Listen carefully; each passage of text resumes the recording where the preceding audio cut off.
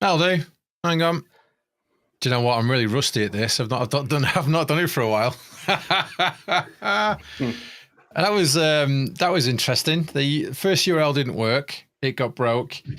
Dave's had some issues. He's come back in. It looks like he's still got issues. Speak to us, Dave. Big Dave. Yeah, I'm good. Am I all right? Everything's working. That's much better. Yeah, fine, mate.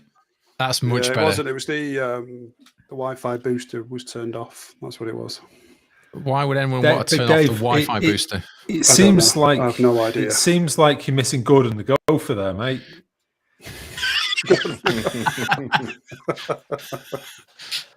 What? It's a puppet. It's a puppet. Gordon's naked.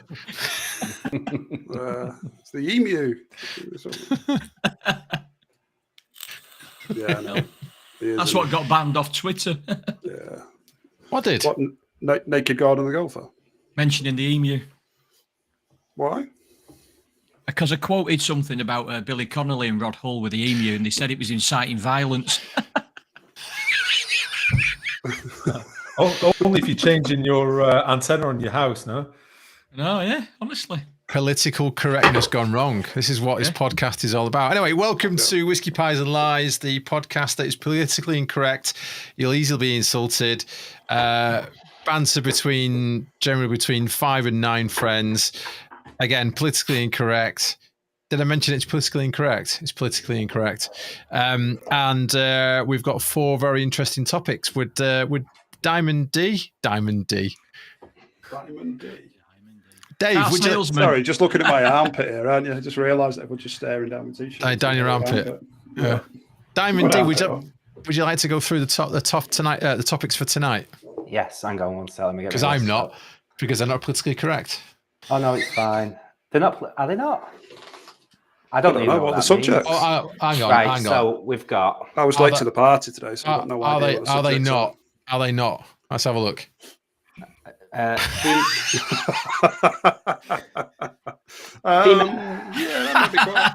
right. Shall I read? I'm not reading them out. Shall I read them out? Oh, you can read them out as well. You can read them out. Dave. Yeah, they're all Dave's ideas. So we've got female rights. Are we giving the dog too much leash? Urinal etiquette. How close is too close? Yeah, that's fine. That's a good one. Tipping for a service. Paying for a service you've already paid for. No, you're just a tight ass there.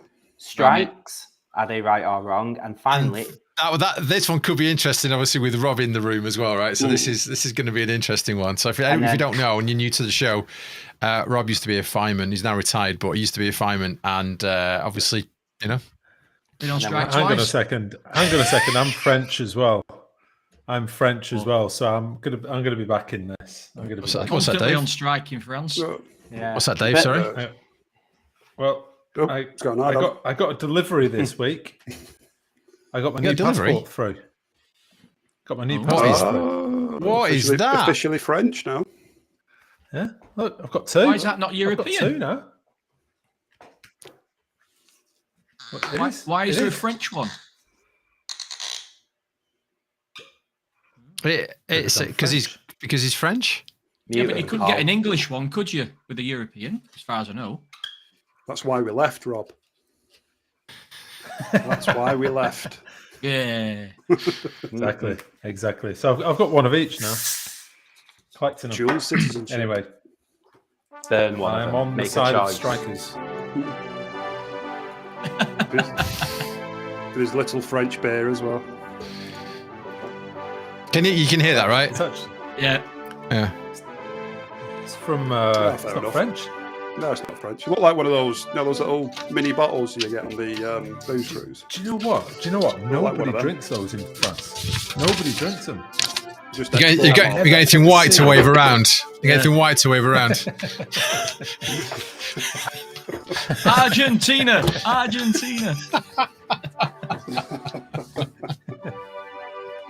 Hey, at least we got to the final. Anyway, there you go. Don't know how. I do. With a dodgy ref, that's how. Yes. Yeah, we should have beat France, right? Yeah.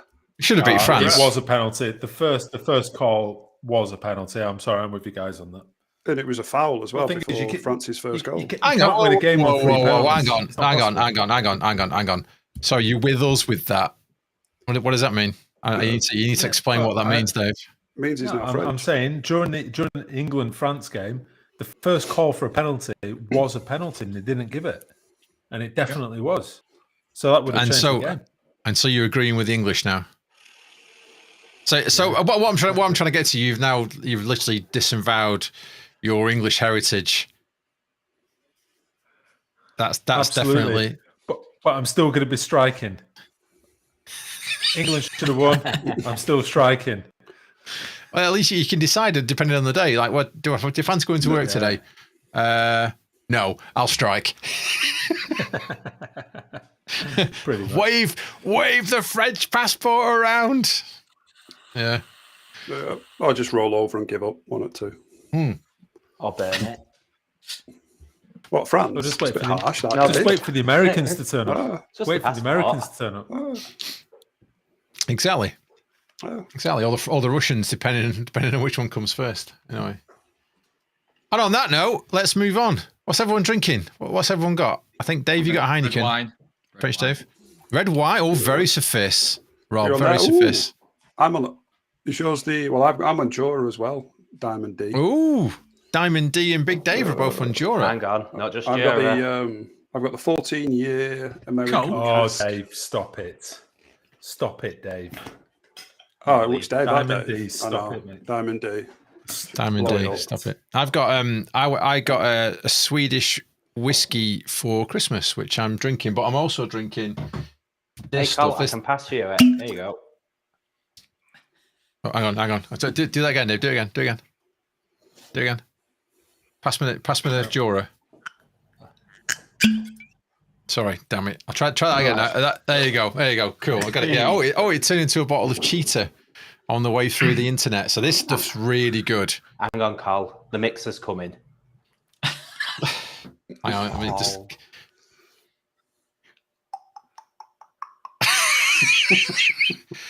Oh, you've ruined me whiskey. What do you like? I've made it better. I've just put cream on that. Might as well just get bells, Dave.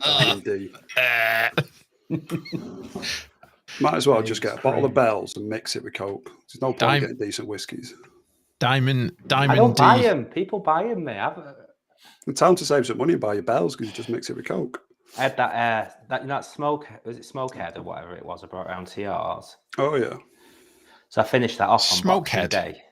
Yeah, and then someone else bought me another bottle when I got back from being out. There was one in the Caleb's little Wendy house. It replenished itself. Oh, must have had a drunk in there or something overnight. Are you sure Nat's not just an alcoholic and she's hiding bottles around the place?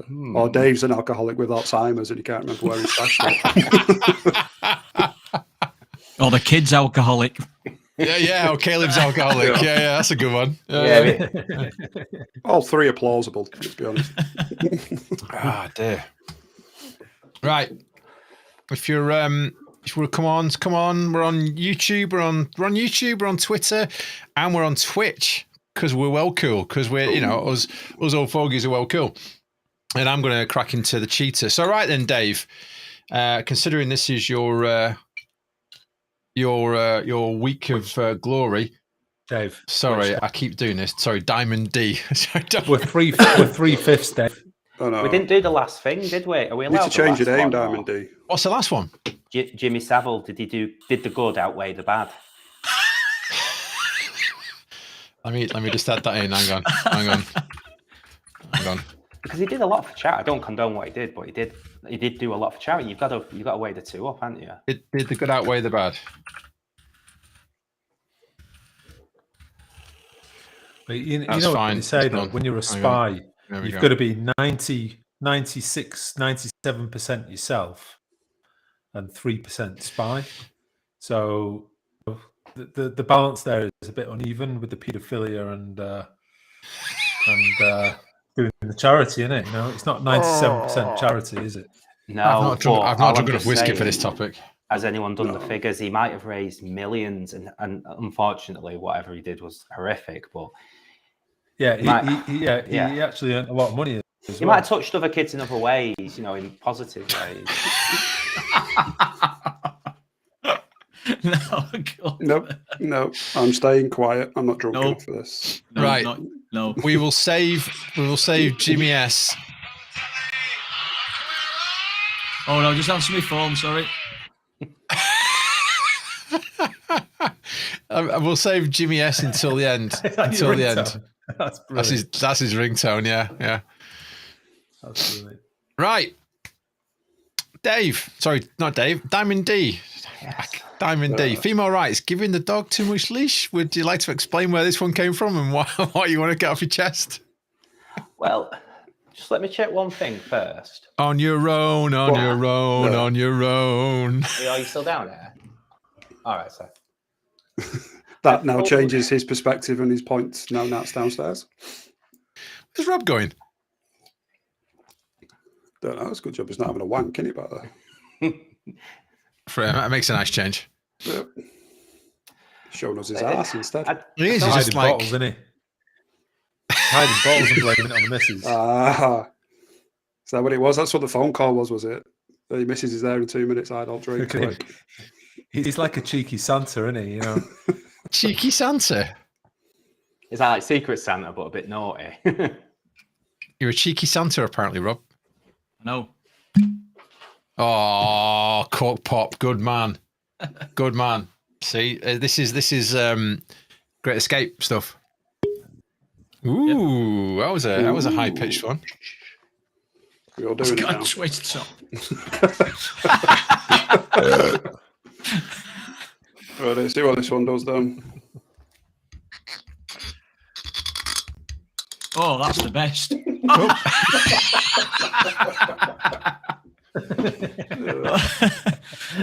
That's good. It's that good. It knocked the microphone over.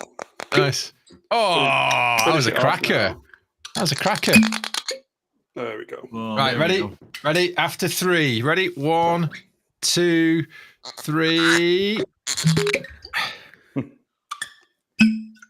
Oh, Dave, you're well behind there. Hang on, the Coke's being left out. You ready? Which Dave?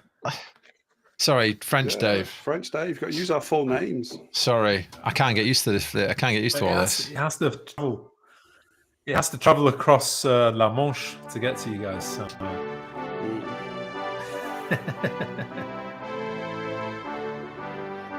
French Dave. Guys, right. Stop! I give up. Right, female. Come on, Diamond D, with your female rights. What was the list about? Right, so I'm pretty thick anyway, so I don't understand if it's female rights or just to do with females. But for instance, right, say like it's gentlemen to open a door for a woman, and if a woman's struggling with bags, you help them and that. Should they not start doing the same thing now? If a bloke's walking down the street struggling with a load of bags, or he's walking to a door, it should just be as customary for them to offer that back. But blokes don't struggle with bags, do they? No. You could have basically the rule for men is you take every single bag out of that boot when you go shopping in one trip. In one hand. Yeah. It's just an example. If you can't carry it all in one hand, you have to put the other on your cock. And then what? Otherwise, you're not a real man. Is that what you're trying to say, Dave? Well, we know that already. But... Is that the Victoria's Secret bag? Is that why you can carry it on your cock? Because you know what's inside. All right. You're going for a bath? This is why you can't answer the question. Yeah, because Nat's there. Nat's in the room with him, and that's why he can't answer the question. She'll go for a bath, and he'll be all bravado after she's gone upstairs to have a bath. Yeah. Watch this.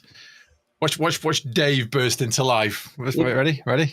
5, 4, 3, 2, 1.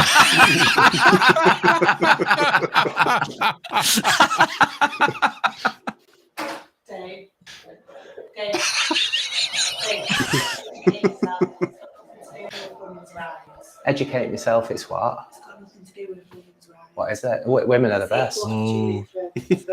What? Did you just say women are the best? Yeah, I'm girl power. Diamond D, you've given her too much leash there. Here we go. Too much leash. Yep. Surrender. I think it sounds like Nat's giving Dave too much leash. I'll take your Christmas money. It just cost me 20 quid to get rid of her. You have to go upstairs now, though. All right, fist pump. Come here from upstairs. I can like YouTube's going crazy working out what's going on here. So yeah. Right, sorry, right, It's like a soap opera. It's like a soap opera. It's like curry all over again. Is she gone now, Dave? No, I think she's not. Oh, she's hanging around. She's like a bad smell, isn't she? Hanging around. Like a bad smell. Guys, we Should have given her 30 quid. Right, the problem with these hoes, right? This feminine shit, right? Feminine shit. Come on, Dave. Dish it. See, told you. 5, 4, 3, 2, 1. Do you just not feel a little bit like they're going about equality and all that? And I fully agree with equality and all the rest of it, but it's going a little bit too far now. It's going too far their way. Do you not feel? I think. So do I feel that? Women, not really, but I think. How many feminists does it take to change a light bulb? Oh, Jesus, go on. None, because they can't change anything. I've got. That was only a joke. That's not my true This thoughts. This is to do with women. This is to do with women, but it's not. It's just so. The other day, I was tickling my baby brother's feet. My mum went absolutely ape shit at me, and she went, "Fuck's sake, Dave! Wait till he's born."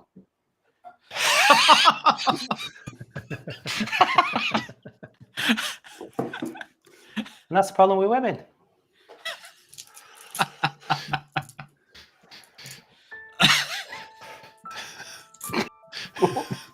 Fucking hell. Jimmy, is that you? Should we run to Jimmy Savile?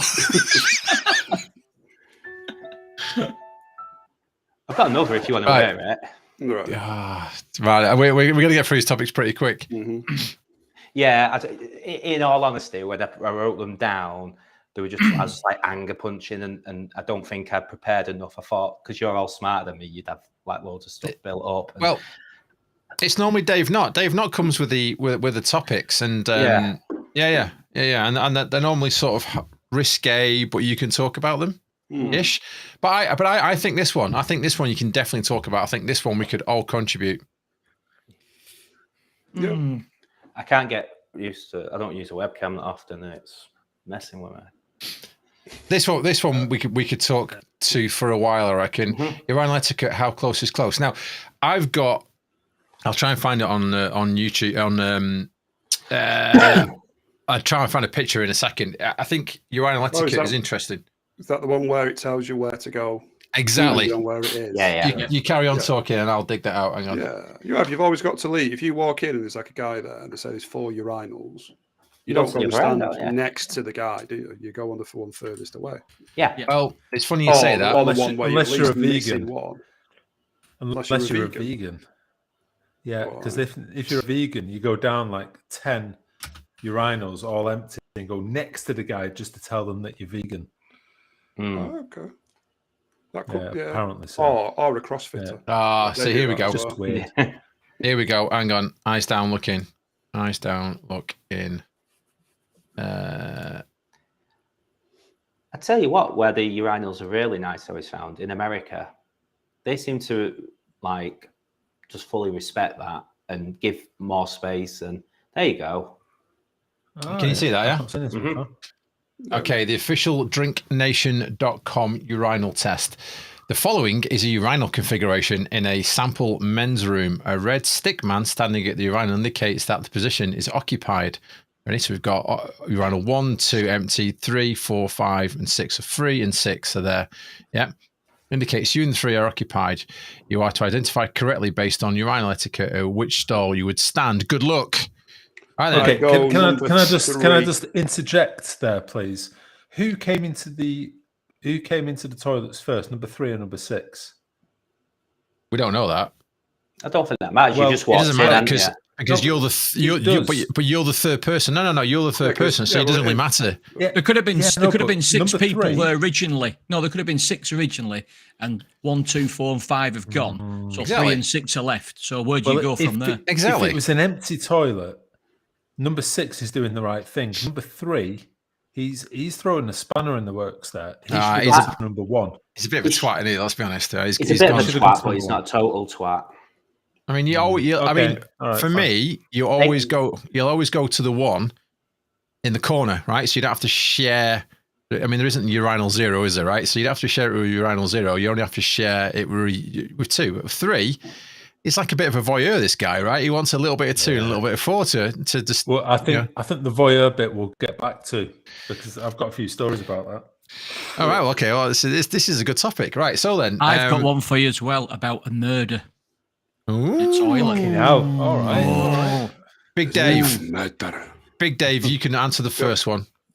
Which urinal has the best etiquette?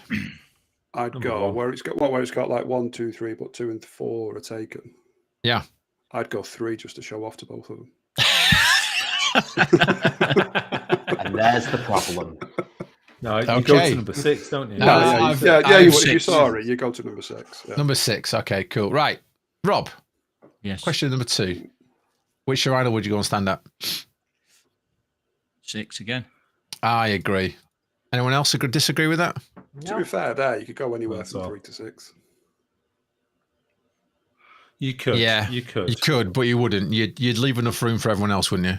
Well, no, because if you go to number 3, they can't see you. Then someone could go to number 5. They could. I think that's it. 6, it's legitimate answer. 6, you reduce your risk. As long as you don't go in number 2, you're all right there, aren't you? Yeah, they don't like you. I think so. I think so. Yeah. Yeah, number 4 would work as well. Would leave 2 gaps out. 3 would leave 1 gap. 4 would leave 2 gaps.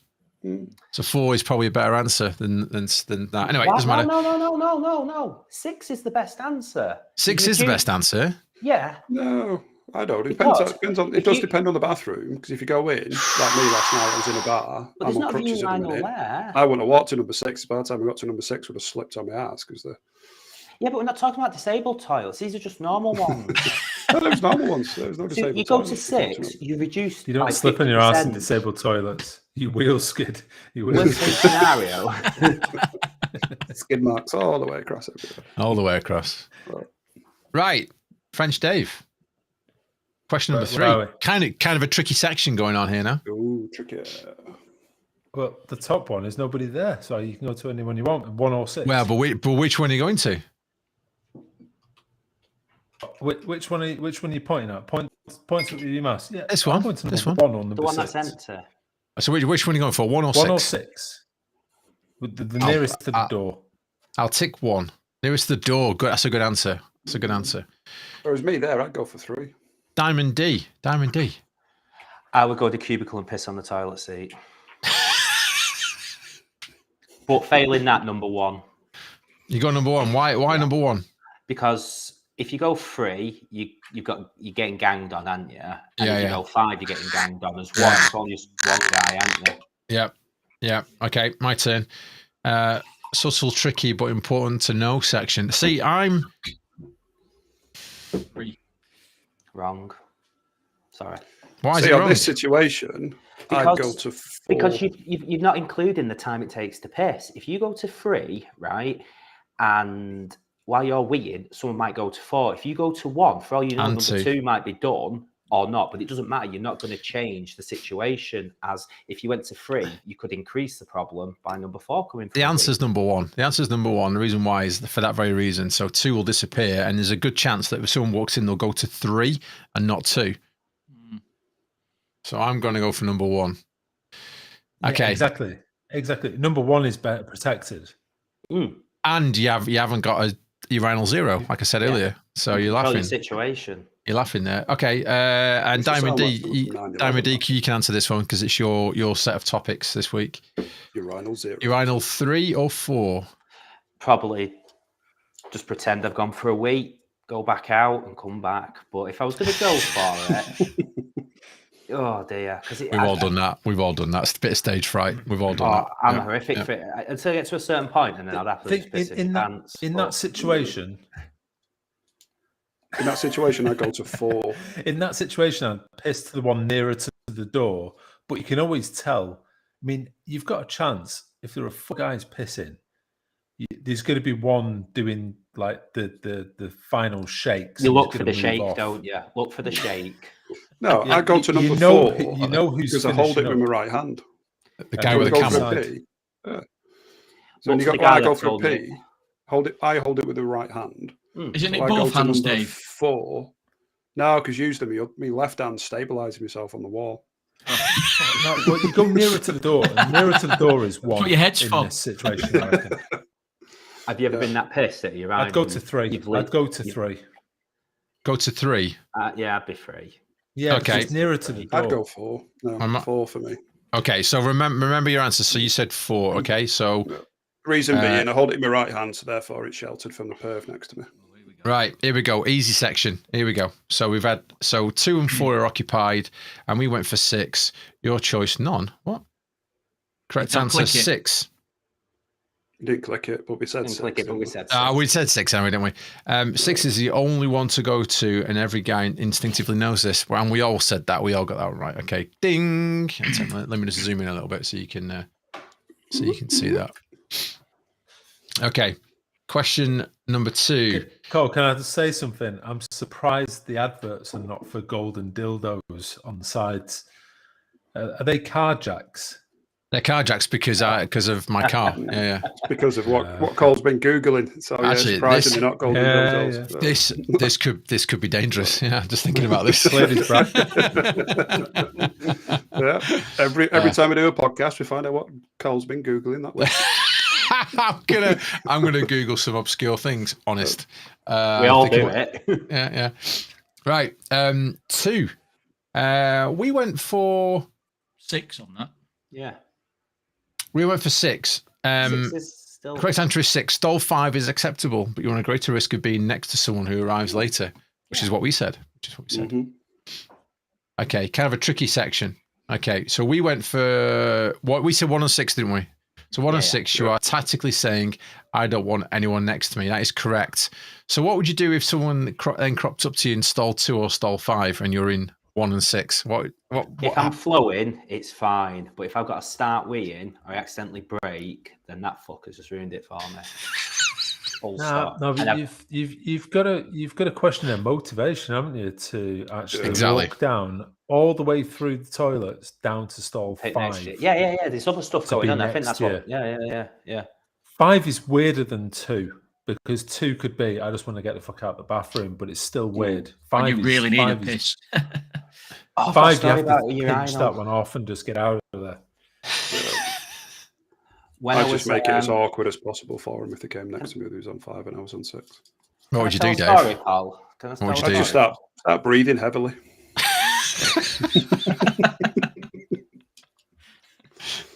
Sorry, Diamond D.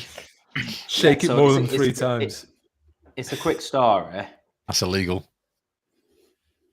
And I was going out with this girl at the time. We were going out about a couple of weeks, and my mum and dad didn't fuck her mum in the toilets, did you, Dave? No, my dad wouldn't let me.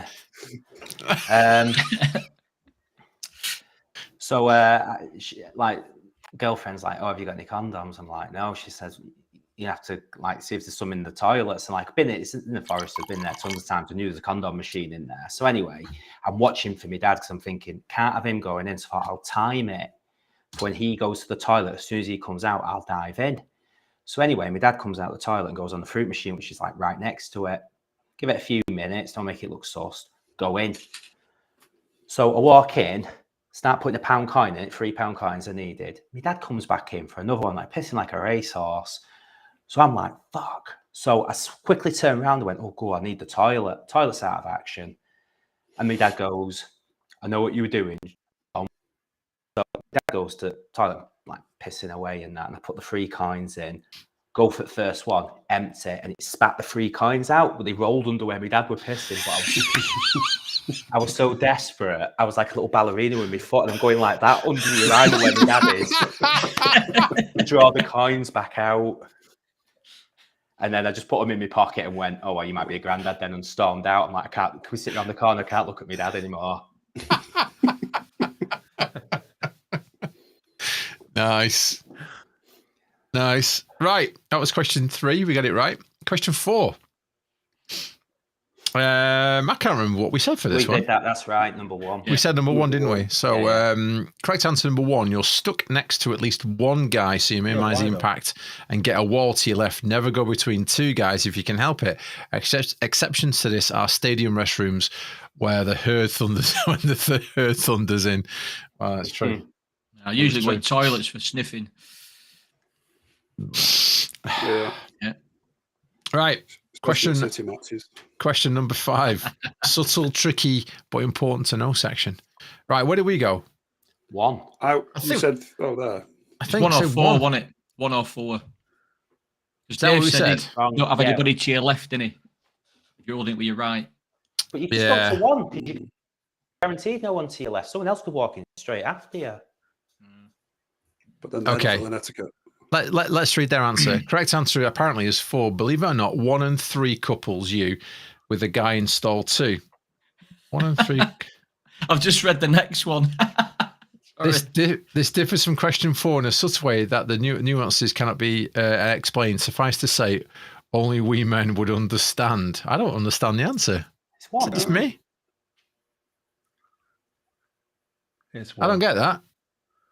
I would have gone 1. I would have gone 1 every time on that one. 1's the right one. And I agree with the next one as well. I think it's what Dave said. You're holding it with your one hand, aren't you? So they can't see.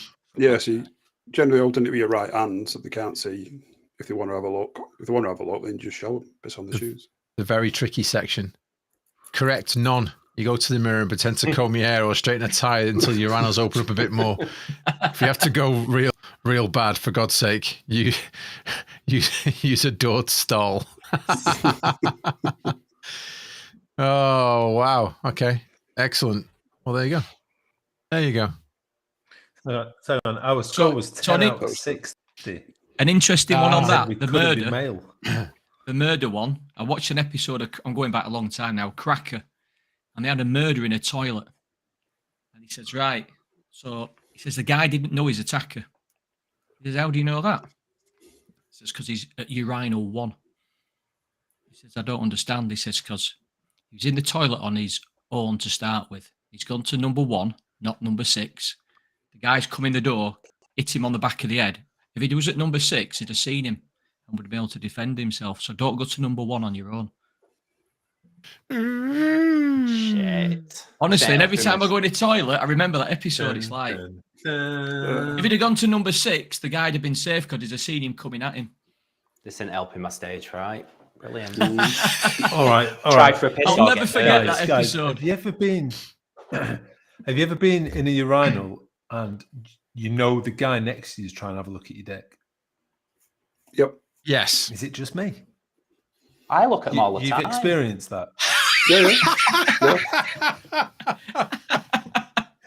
Dave, was it you? It must have been you. It'd have been me. I'd have looked over. No, but I've been in bugs sometimes. And you can feel like. I mean, you're just looking down like this, and you can feel them. You're doing that. Have you not experienced that? Yeah, I know. Mental. Yeah, that's one where doing, man. It's insane. I put my cock away, stick my thumb out just to see the confused look on the face. Well, yeah. I start masturbating. It's going to go one way or the other, isn't it? They might like it. Well, that's what they have to, isn't it? Yeah, but to see if you're a shower or a grower. Yeah, but statistically, a man's going to be better than a woman, so you just got to close your eyes, haven't you?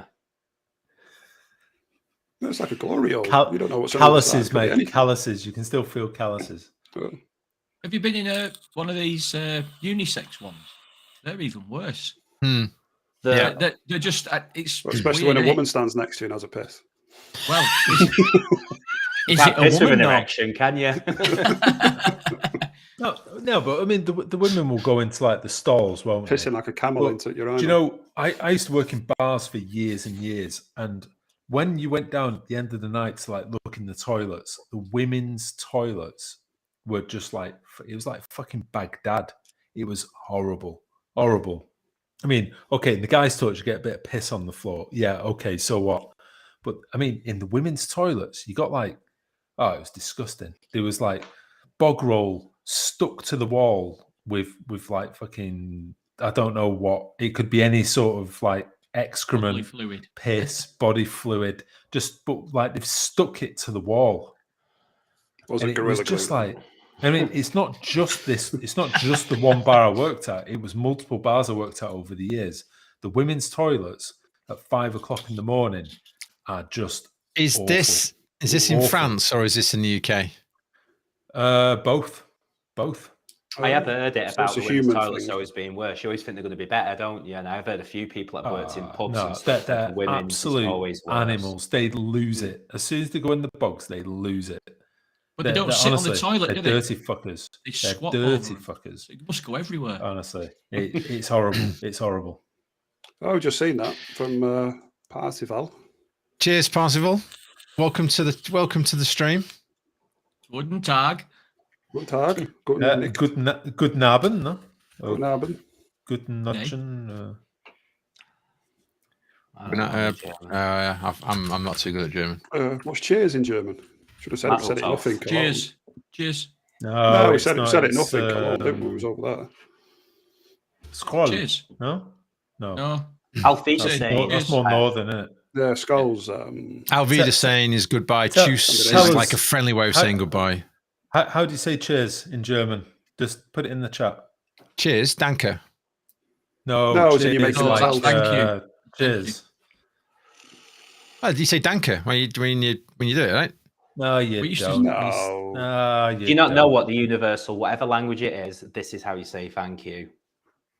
No, not thank you. Cheers. All right. When you chin glasses together. All right, yeah, you just go like that. Yeah, but what do it, Dave. Prost. Do it, Dave. Do it. Prost. No, that's more Eastern European. Prost. Just Google it. It's Prost. Prost. There you go. Prost. Cheers. Merry Christmas. Happy New Year. Nearly. Anyway, there you go. Anyway, all right. I've got a story here.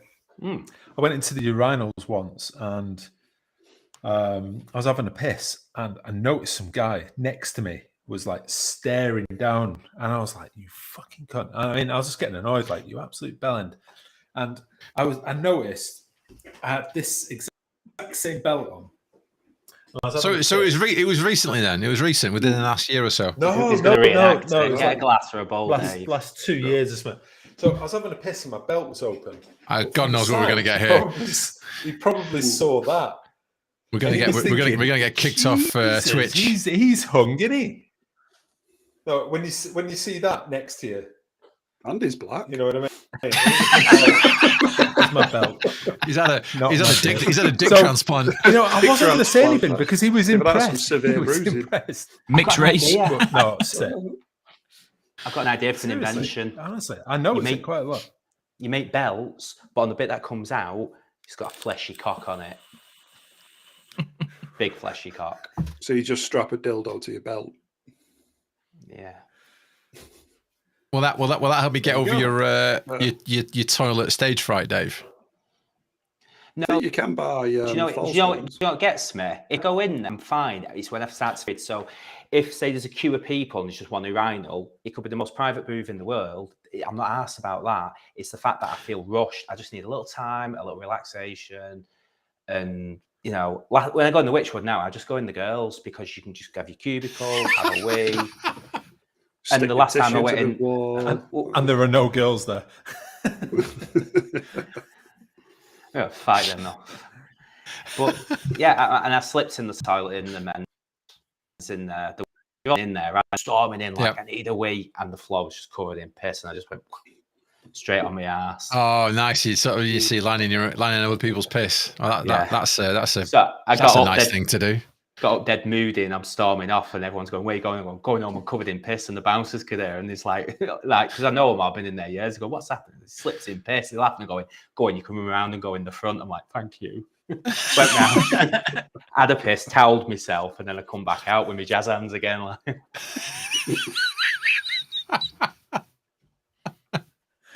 Have ever been to the Witchwood, Rob? Ashton.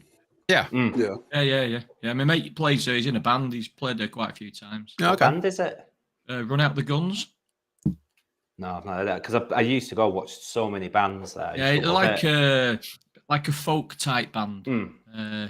Yeah. But I mean, I've known him from school back in the day. He's always been a musician, but really good. They're a good band if you like that sort of music. It's all right. It's a good little venue though, isn't it, for smaller bands and that. I think it is really decent. Yeah. Who was that one that we weren't watching last time? That was pretty good. What it was a tribute band. Was it the Pearl Scam? Yeah, Pearl Scam. Pearl Scam. They were pretty good, actually. Well, they were called. We got really upset by this because me and Suzanne like big Pearl Jam fans, and it used to be Pearl Jam, 2 M's, and the real Pearl Jam sued them and told them to change the name, and it upset us a little bit. Like, come on, they're a little bloody tribute act. So yeah, they went to Pearl Scam. Quite fitting. That's a good name. But yeah, there's some really good ones. I would never recommend the Linkin Park one, though. Dreadful. Are they called Linkin Park? No, Hybrid Theory. Yeah, nothing to... Yeah, okay. What? That's shit. Okay, Linkin Park. What name would you have? Hybrid Theory. Stinking fart. Why?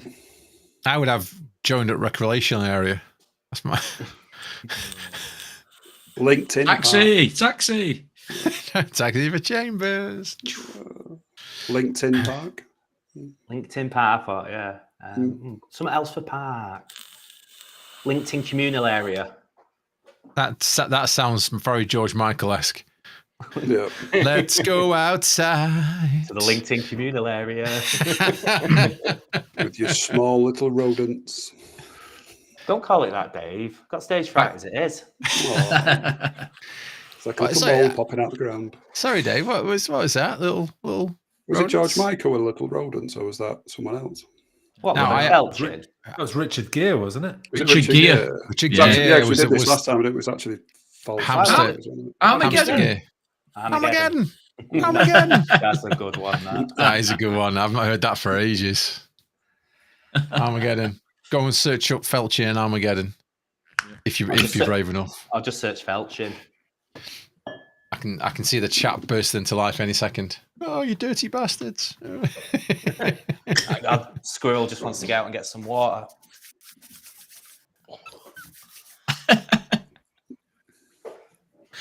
Oh, you like what you like. Sorry. Right. Urinal etiquette. Anything else to add to this? There is a... What about if it's a trough?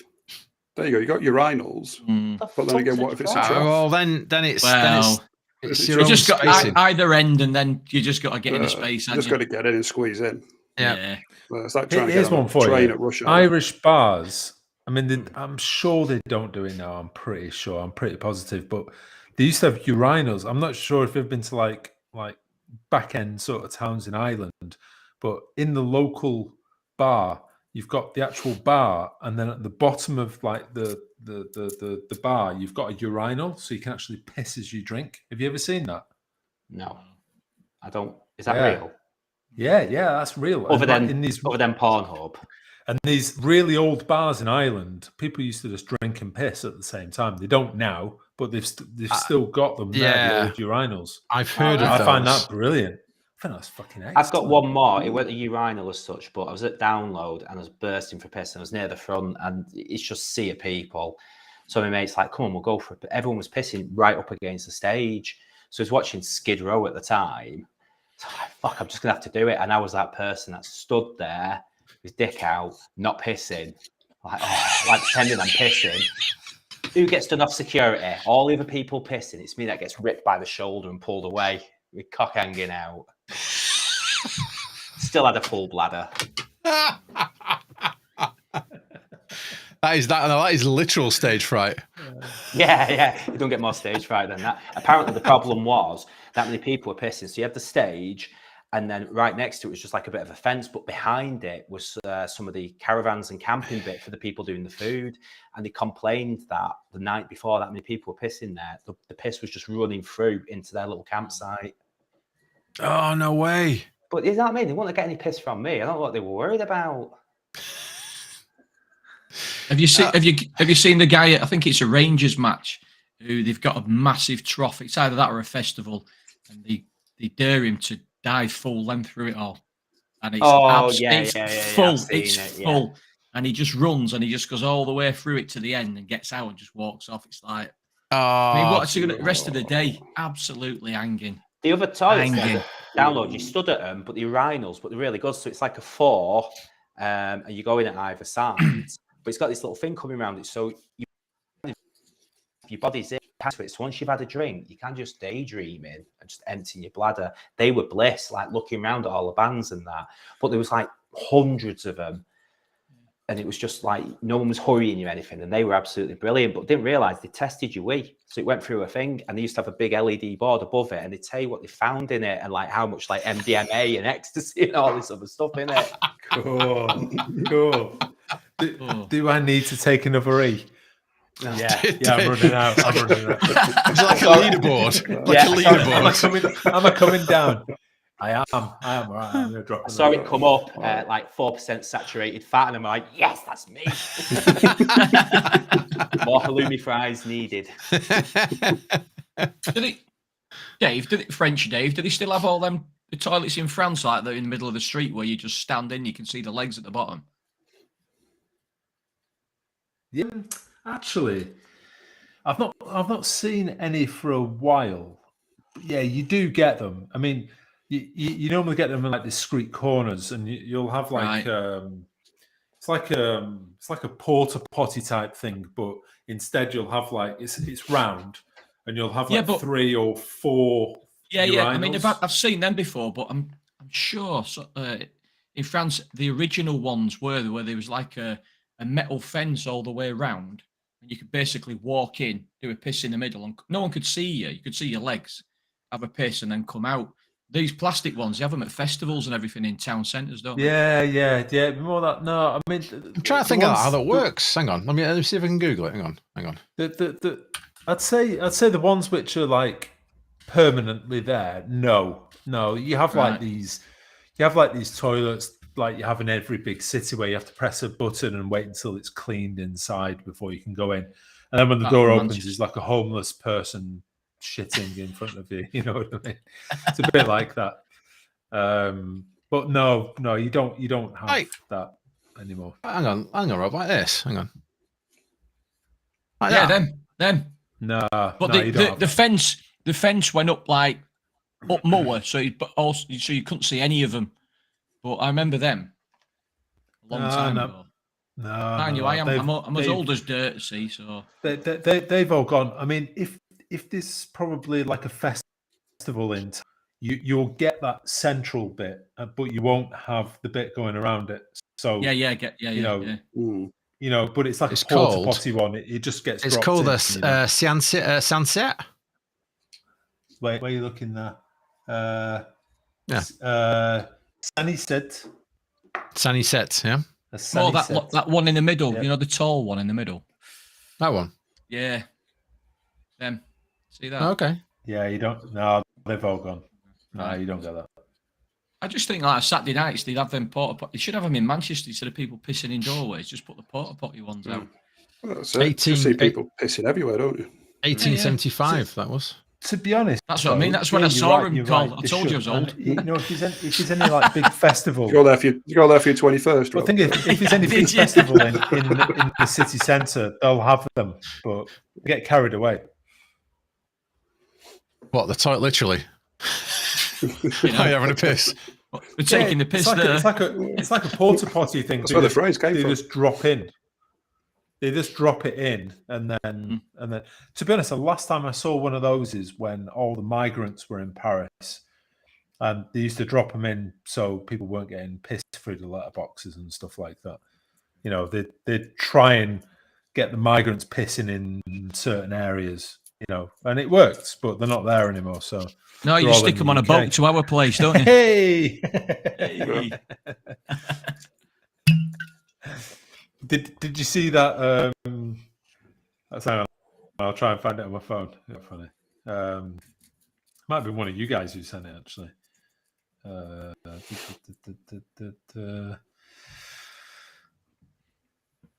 Also, at some point, we have to come up with some ideas for my 40th next year. Oh, mate. Hey, Dave, would you still get stage fright in this? Let's have a look. Oh, it's number 2. Number 2. Nice. Yeah. Oh, where's it There gone? you go. Where's it gone? I can't believe I've Googled toilets. I'm going to get some strange shit emailed to me now. Yeah, armature shanks all over you. There you go. Out there. Ideal standard. No, is that just a singular? No, I'd be fine as long as people aren't queuing to use it after me. I'd be fine. Yeah.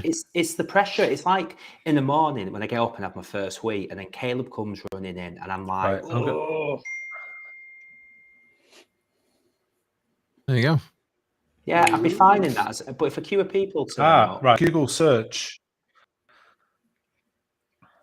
I've just done a Google search. Paris for sunny set, and a Google search, and it's come up with some stuff. And I'm going to Google Street View, and they're there, yeah.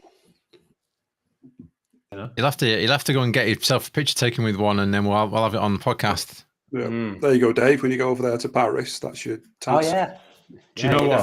Photograph taking it, everyone. Do you know what? No, it's like that. It's like those type of things. Yeah. You know what I mean? It's you go inside. Yeah. It's like a normal toilet. Bikes, Dave. If I ever see one, they're mopeds. Yeah, I don't think I'd be able to piss on a bike. So you're telling us what you're saying? When we go to France, we just got piss all over the mopeds. I've seen people, literally women, walk between 2 parked cars and piss between 2 parked cars. I've seen it happen. Yeah, women just don't have it. When we again a download, we were on a bit of a hill in Paris. Yeah, and French birds are dirty, aren't they? Why? Yeah, but why not? You know, if you're a bird and need a piss and there's nowhere to go, you got to go. Get between 2 parked cars. Whatever you do, you got to go. Well, yeah, exactly. Hey, guys, seriously, I've seen fucking more shit happen on the streets of England than I have France. Oh, here we go. Fucking hell. Jesus Christ. You talk about class. Jesus Christ. You're racist. I wonder what you're doing then, Carl. I wasn't looking. Let's get some white paper. Oh, come on. Right. Last thing I'm going to say is, does anyone watch 8 out of 10 Cats? Yes. Yep. I've seen it live. No. Have you really? Have you been in the studio? Yeah, bro. I'd love to go. Yeah. I would as well. I love 8 out of 10 Cats. He is amazing in real life as well. Is it still on TV, that? What's her face? What's Rachel she called? Stevens. Rachel Stevens, is it? Rachel Stevens is the girl from S Club 7, who's also good looking, but yeah. What's happened to Rachel Stevens now? Not Rachel Stevens, Rachel Riley. Rachel Riley. Yeah. But she's a United fan. Ah, well, there you go. Ruined it. Riley, Still would, though. She is United fan. Mate, nobody's perfect. No. I'd rather apart from you, French Dave. Completely fucking mental in every way. Yeah, I'll bring up a picture of Rachel Riley, but yeah, my internet cache couldn't take it. Anyway, yeah, you can go and see it for free. You know, you don't have to pay it. Yeah, I'm on that mailing list. It's just they do it in the afternoon, don't they? So I mean, I'm a man of leisure now, so I could probably go. Exactly, you're retired now, Rob. It's get on that shit. Get on. You can go wherever you want. Do whatever you want to do. But we had Tony Vegas on. It was brilliant. Anyway, so 8 out of 10 Cats. I can't think of the guy's name. The weird guy comes on. Is he a contestant or actually a permanent? He's on every week, but he's not. Mark Richardson. He's John Richardson. Wilkinson. Yeah, Joe Wilkinson. Yeah, Joe Wilkinson. With a beard. Can you show a picture, please? Can you show a picture, hang please? on. Have you seen Afterlife? I've heard Joe Wilkinson. Dave, have you seen Afterlife? Yeah. He's the postman. Yeah. He's the postman. Yeah. Okay, gotcha. I know what you mean. There you go. Yeah. Oh, yeah. He's Joe brilliant. Wilkinson. Have you ever heard the one of him naming penises in the public toilets? That is what this is what I wanted to finish this topic on. It's hey up, nice pussy day, Diamond D, nice pussy Diamond D. Diamond D gets all the pussy. For those listening in, Dave's got a pussy on his shoulder. Lucky guy. He's got bazooka cat. Bazookoid cat. So he does the one where I'm just gonna have to feed him. Hang on, I'll be back. Is that why he was? So he does the feed the pussy. He's going to feed his pussy. Down, wow. He's going doing. He does the. He does the naming your penis. Is it wrong for me to name your penis? I'm calling you. What is it? Captain Birdseye. Captain, I'm going to call yours Captain Birdseye. Birdseye. Because you're staring at me through one eye and you're surrounded by white hair.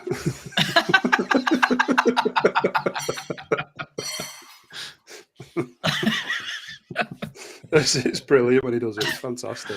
It is good. I would play it, but YouTube would kick us off because it's copyright. So Channel 4 copyright, so I can't do it. Anyway, go on to Channel 4's comedy section and 8 out of 10 cats. Joe Wilkinson, I've named your penis. It's very, very funny. Yeah, it's brilliant. It's really good. Even all the panel and everybody's just crying. Everyone's rolling around laughing, aren't they? I named yours something or other, Mr. Winky or something. Whatever it was. Anyway, it doesn't matter. There you go. Right. Cool. That is Urinal Etiquette. Done. I'm going to move swiftly on to number 3. Tipping for a service. Paying for a service you're already paying for? Depends. There's a thing just come up on Facebook from America saying it's gone too far now in America. What, tipping or not tipping? I'll tell you that. They're saying that they want 20% of time for anything. And it's not just waitresses and stuff and waiters. It's someone at McDonald's wants a tip. The guy who carries your bag to everybody wants a tip. Mechanics want a tip. The thing is, right, it goes from country to country. But let's take it to the extreme, which is the US. These companies don't hire anybody. These people they work for free and they live on tips because their employer, the capitalism in the US has gone too fucking far. So all of a sudden you're working for free and your tips, that is your wage. That's an awful situation to be in. So all of a sudden, you've got to rely on people giving tips. If you're in the UK, if you're in the UK, the 51st state, then you've got to start asking fucking questions. You guys are getting very fucking American, but you've got to start asking questions. A 20% tip is just not there. I mean, standard on every French bill when you go into, let's say, a restaurant or anything is 15% standard within the bill. If you think it's 10% service, now. It's 10% here now. It never used to happen. It never used to happen, but everywhere you go now, there's a tip added to a discretionary tip, and it's quite surprising how many people go, I'll leave you cash to take it off. Probably never do, but and they do it that way. I'll tell you a great story. I was in New York. Why though? So they get it. You know what? You know why though? Because if the company takes the tip, especially, I mean, this is in the US. I was listening to some sort of podcast about tipping and stuff like that a while back. If they put the tip onto, let's say, the credit card transaction, the boss of that company doesn't actually legally have to give it to the people who serve them. Yeah, that's correct. Yeah. So you should always refuse it on the actual credit card and then give them cash. Leave it on the table. Because there are bosses out there who are absolute arseholes, and like I said, it's capitalism gone to the. Have you heard of Salt Bay? Do you know who he is? Yeah, Salt Bay. Salt Bay. Yeah. Salt Bay, whatever. Yeah. Have you heard what he's done? Yeah. The Argentinian. Yeah, the Argentinian one who got on the pitch and all that. So he got sued by his own people because he sells a steak for £36,000 and he takes a third of the tip, even though he's never done it. So you can imagine what 10%, it's £3,600 tip that steak. And he takes a third of that from the people serving. There is no steak. There is no steak in the world worth that amount of money. There just isn't. He's a dick. And the people who support him, Infantino, need sacking because of why he got on that pitch. No, the thing is, though, if you ask the average mega rich person, like 1%er or even 0.5%er, how much a bottle of milk costs, they'll turn around and say, I don't know, $30. And everyone will just start pissing the sides laughing because it doesn't cost. No, just you just ask them like a bottle of milk, a litre of milk or a pint of milk. How much does it cost? And they'll say, oh, yeah, it costs like, I don't know, $30, $40, and they just have no clue on how things cost. So these dickheads will quite happily pay 36 grand for a fucking steak because they have no idea. Yeah, it's not making the food good. It's a status thing, and it's a place to go because it's dearer than. There was a thing where steaks and pizzas and everything were being covered in gold leaf. That's him. Yeah, that's him. It was just everywhere, and like I'm thinking, you've just stuck metal on a piece of meat. It's like, are you fucking? What's wrong with you? Cole, you'll be able to find it. There's a picture of him with a steak about that big, covered in gold leaf, salt bay, whatever he's called. He's an idiot. I've seen him. He's a guy who does all this. He's been banned now from all sports events, hasn't he? After the World Cup. Yeah. But did you see the video of him with Infantino though? His fucking hand coming in trying to grab the World Cup and stuff. Oh, it was horrible. But that's going back to the tipping thing, is that these bosses taking the money. We went to the Ivy on Christmas Eve and it was 12.5%. It was 10%. There he is. Look at him. He's a right greasy fuck as well, isn't he? Look at that. Talentless. He's a dick. Talentless in one area, but in another area, he's raking it off it, isn't he? Yeah. Oh, he's mates with Conor McGregor, so he's got to be a cock. So the thing is, he's raking it in off the 1% or the 0.5% or the 0.1%ers. So fucking fair play to him. He's taking them down the back alley and he's fucking them in the ass. So good, fair play to you. But to take like tips off your service staff for me is just unbelievable. When I was managing bars, I would never take tips because my wage was much higher than what we were paying like a normal service staff in the bar. So I would never take tips during the evening. And, on, let's say, St. Patrick's Day, because I was working in an Irish bar, St. Patrick's Day, everybody went home with like €2 in tips that night, which is probably standard for an American bar because they don't get paid a wage at all. But, these people were getting not a minimum wage. They were getting a good wage plus this on a really good night. But I would never touch it because I was management. There's just certain things when you work in hospitality that you just don't do. And as an owner, taking tips off people, that is just, oh my God. In New York now, apparently, it's expected, whatever your bill is, you give 100% tip on top now in certain bars. So $10 for a beer, you've got to give a $10 tip. It's like, what's going on there? You know what I mean? That's BS. No, that's, I don't know. It's obviously an American thing. People pay it, don't they? But no. Yeah, but as a tourist, you go away for 2 weeks, whatever you spend on food, you've got to put 20% on that because you're almost expected to give. And I don't like not giving a tip. I give a tip over here most times. I give a couple of quid or whatever, £20. I give a couple of quid, 10%, whatever. Yeah, 10%. You go over there, it's expected. Pretty much an average. But in America now, it's expected at least 15% in America.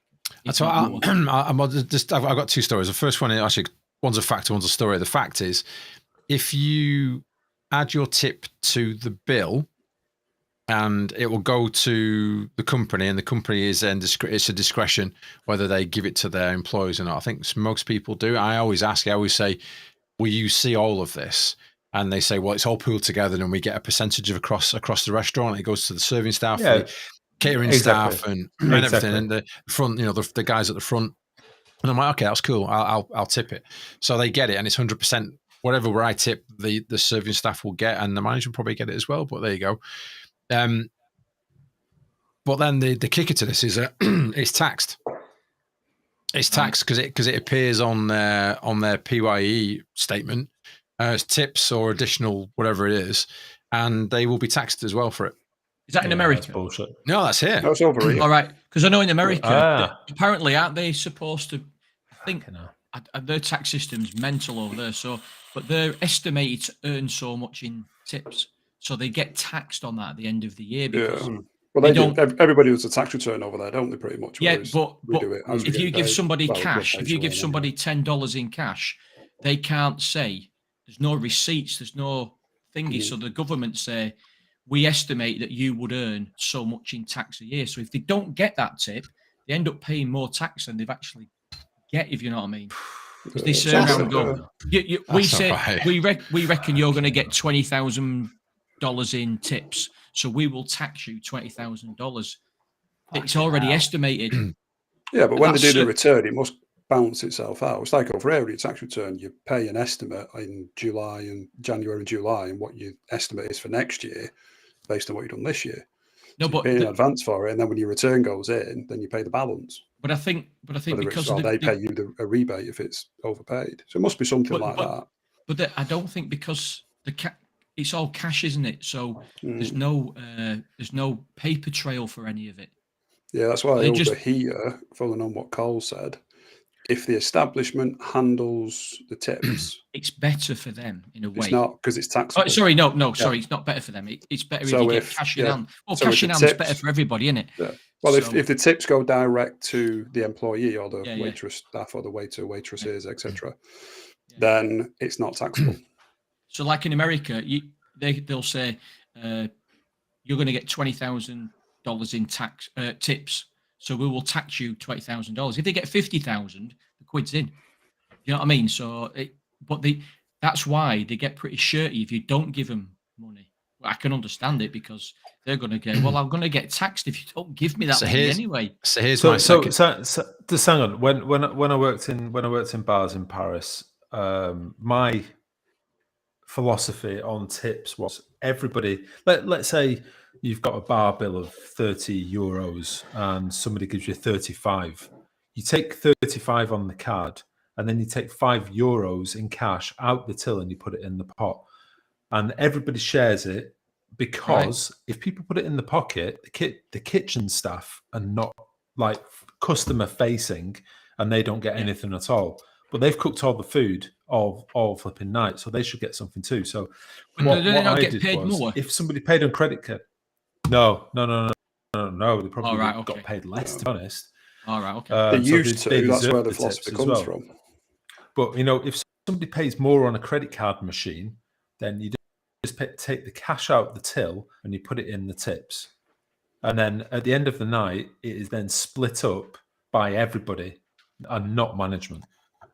That's the fair way of doing it. I mean, there's probably someone from the US, if they're listening to us tonight, saying, "Oh, you're a fucking communist." It's not fucking true. It's just fair. You've got to have a fair fucking system. You know what I mean? Like's been said over there, though, the waitresses get paid bugger all. Waiters, waitresses, etc. They rely on. They don't get a wage. They don't get a wage at all. That's the thing. Whereas in the UK, they work for free. The food runners are usually on the least because they're the 16, 17-year-old They're slaves, basically. Yeah. Whereas over here, the food runners are usually on the least because they're usually 16, 17-year-old kids who are just running food back and forth. Then the waiters, waitresses, waiting staff. Working in a bar in Paris, you can probably earn about, without tips, about €2,500-3,000 when I met you. When in the UK that would be a minimum wage job. So it's a good living. It is a good living. It is if you're working in the right place. Yeah, definitely. Right. Let me tell you a story. Let me tell you a story about being in New York. So I flew to New York. This is many years ago. Flew to New York. Got a late flight in. Really tired. I was with somebody else, my girlfriend at the time, and sat there. I'm really tired, and I'm like, I want pampering. I've come to a nice restaurant. I want to get. No, I didn't. No. After what you did. So not after what you did to the wait and stuff. Went to this place, and the service was shit. It was awful service. And back then they didn't do shit on your table. No. They just were just shocking. Like left us for ages. Food was late. Then it came. It was cold. Food was late. Well, it was did they give you like a time slot when your food had to arrive at the table? You expect your food within sort of 30 to 40 minutes, right? As a max, right? It was an hour and a bit, right? And I'm tired and I'm grumpy, and I had a couple of drinks, and I'm like, this is just shit. So when it came to leaving a tip, I left like 5%, 6%, something like that. And the guy who was serving me and the manager came over and said, "This is not acceptable." I'm like, fucking okay, fear the wrath of Cole.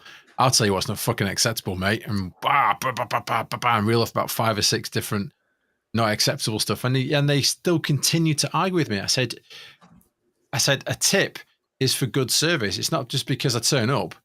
It's for good service, and I've not had good service. I'm not going to pay it. I'm not going to give you a better tip. I had a massive argument in this really posh restaurant in New York, and I was like, I'm fucking not backing down on this one. There's no way. If you give me brilliant service and you looked after me, then I would have tipped 20%, whatever it was, right? But I'm not gonna do it. And I just went, right, fuck you then. Just walked out. I just wasn't in the mood. You know, I'm a nice guy, right? I'm always, I've always tipped. Even in the UK, I've tipped. I've always considered for as long as I can remember. A bit of a cunt, to be honest, but it's about to say the same thing yourself. Yeah, but you can say you're my brother. It's fine. If you go out with something to eat with Carly, like just pays his little bit and fucks off before you're paying the tips, and everyone's got to pick the tip up afterwards. Then. Exactly. Yeah, I'm such a bastard for that. And then he goes, "Oh yeah, I tipped him 20 quid." I'm like, "No, you fucking didn't. You walked off before the bill was paid." That's a big happy meal. Anyway, there you go. So, if you want a tip, then provide good service. Bit of a change here. Has anybody ever done a runner from a restaurant? No, I've never done a runner from a restaurant. Has anybody ever done a runner from a restaurant?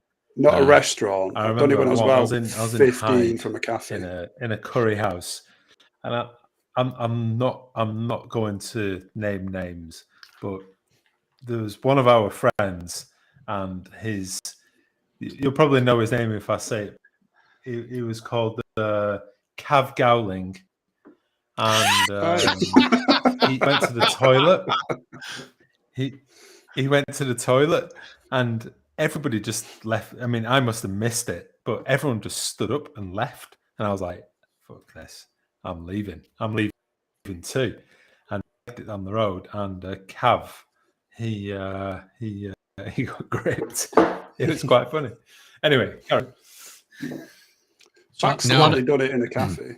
Here's one for you. A lad I work with went out in Manchester, and he lives over near Bradford.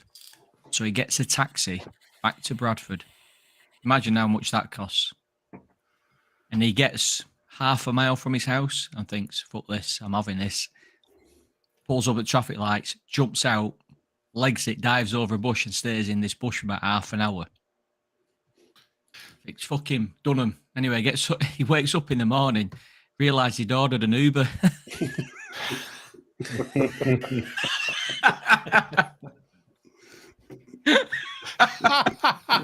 Covered in shit. Just lay on his settee going, "Yay!" No, mate, you've already paid for it. Guy must have been like, "What's he doing?" That's brilliant. I got an Uber. Did he rate the driver 5 stars afterwards? Honestly, he's just like, I mean, he's the top lad. Like, you're just like, what a dick. That's brilliant. I love that. Dave, Darren D. I got in an Uber in Vegas, and when I told him where it was, he went, "That's not far enough," and upped the charge. I didn't know they could do that. So he cranked it up. So we got in, and it come up at about $8 to where we're going. Because it's like in Vegas, it's like a pain in the ass to get to things. You got to walk around things. So yeah, get in it and that. And you've got to walk around things. Yeah, you got to walk. You got to walk. Yeah, indignity. Big things at Caesar's Palace, that statue. Got to walk around that statue or fruit machine. And then you can't just cross the big lake outside the Bellagio. Yeah, all of that. And I chafe, so taxi. Dave, come on, Dave does chafe, so yeah, we can all confirm that Dave chafes. Time to Dave to chafe. Whoosh, the fountains are going to Bellagio. To be honest, though, instead of walking through all the casinos, you probably saved money just by doubling the taxi bill. I don't really gamble, mate. Shocking at it. Why the fuck are you in Vegas? What? Oh, he goes because he goes to the show. What's the show called? You normally go to? SEMA car show. Yeah, it's good. Tesla have got a thing now. Tesla, Elon Musk has bought. I normally go to SHOT Show in Vegas. That's ace. So I bet that's at the same place, isn't it? Is it just at their big convention center thing? Yeah, SHOT Show. It's fucking brilliant. What's it called, sorry? SHOT Show. What is in it? Vegas. SHOT Show, Vegas. So it's all guns. Yeah. If you don't know, Dave's a legalized arms dealer. Oh, I tell everybody all the time. I love it, mate. I go, Nicolas Cage. Arms dealer. Yeah, Lord of War. Yeah. And you got a dodgy ear as well. Yeah, SHOT Show days. It looks riveting, Dave, I'll be honest. Yeah. Is that you on the right, Dave, with the hat? Basically, it's full of rednecks. You go and it's just full of rednecks. Massively. Rednecks and exams, by the looks of it. It's the best Roscoe Pico. Roscoe it's the best Pico train. Put SEMA Show in, Carl. Look how much better that is. How are you spelling that, mate? SEMA. SEMA. SEMA Show. Seaman. No, that's Seaman Show. A whole different. Come again? SEMA Look Show. at that. Oh, that's way sexier, that, isn't it? Yeah, that was a lot better. Yeah, that is way sexy. Yeah. They've just got a better website, haven't they? They got a better developer, didn't they? Yeah, big time. Let's attend it. Why attend? Why? You've already sold it to me. Oh, look at that. It's I remember. That's awesome. I probably shouldn't talk about this, but I remember attending a show somewhere in Europe, and my job was to be recharging magazines for assault rifles. And while nobody was on the stand, I was just basically just fucking shooting like machines all day. It was brilliant. It was so good. Is that what do you do now, then, Dave? Because you were a photographer, weren't you, at one point? Is that a different sort of shooting?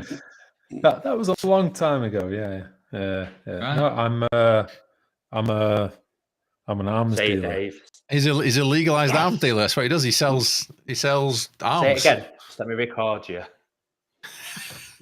Have you been to the Ukraine lately? I bet he made a fortune, hasn't you? I bet he has. I know he has. He's been knocking those artillery units out. Money. I couldn't possibly confirm or deny that online. I've seen the videos. Thank you to insert Dave's organisation here. I saw a tank. For your awesome artillery weapon system. We bought lots of the 8x8s. Thanks very much. Boo. Saw a tank saying Dave was here. Side of it. Yeah. We'll talk about this offline later if you like. Okay. No worries, mate. Can I have a job? Yeah, I want a job. So DSCI is the it's like the European arms dealer. It's not showroom. Lord of War. It's not. It's all like paperwork. It's like SEMA Fest, but with artillery guns and drones and all that sort of shit. I remember that picture you put on, and there was you and Cole was there as well, and there was like a fucking fighter jet in the background. APC it was, Armored Personnel Carrier. Dave, do you still do all that sort of thing on the technical side then, Cole? That was DSCI 2018, I think. Yeah, I've got a picture somewhere. Me and Dave on the stand going. Yeah, because I was looking back for that, and I don't know. I can't remember where it was sent. I can't find the picture. Yeah, it was in it's in London anyway. So I remember when you worked for BAE, Dave. There's like a day where it's like a day that's not a public day. It's a day just for buyers. It's a buyer's day, and I remember you saying that it's like on the Wednesday or something, or the Tuesday, and it's just full of like African dictators that come along. There is a pigeon in your bank vault. Guys like rock up and go, oh, I will take 28,000 million rounds of that ammunition over there, and I'll take 5 of those mortars. And Billy just wandering around, it's like, yeah, I'll take one of those tanks. Thanks very much. It's like, right, okay, yeah. Listen, I mean, trade shows, anybody can turn up. Then it depends on the country's rules to sell things to those countries. And my company is legally not allowed to sell what we make.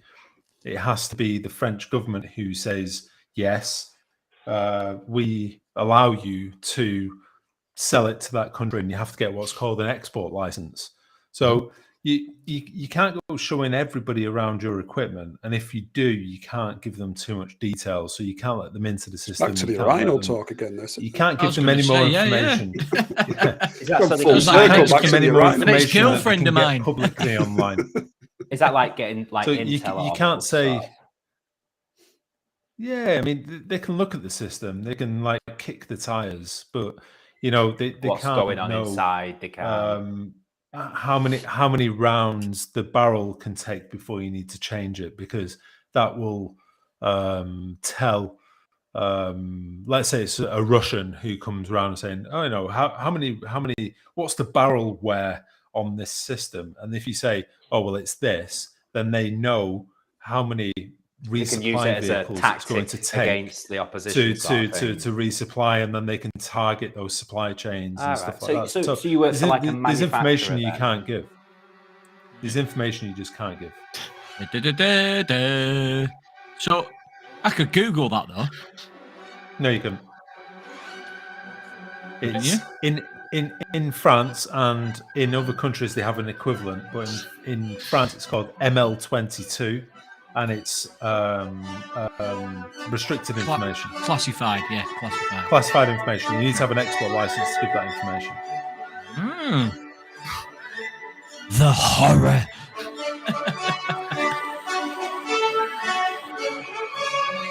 Well, it's the same. It's the same for everything. So, software, hardware, computer software, computer hardware.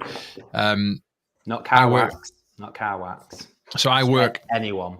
I work for an American company, and and if whatever we sell, we have to go through something called ITAR, which is International Treaty for Arms Regulation. And it has to everything we do. Yeah, it's rubbish. But so everything we do, we have to go through ITAR and making sure that we don't break anything. We've just sold some stuff into Saudi Arabia with BAE, and we had to go through ITAR and everything.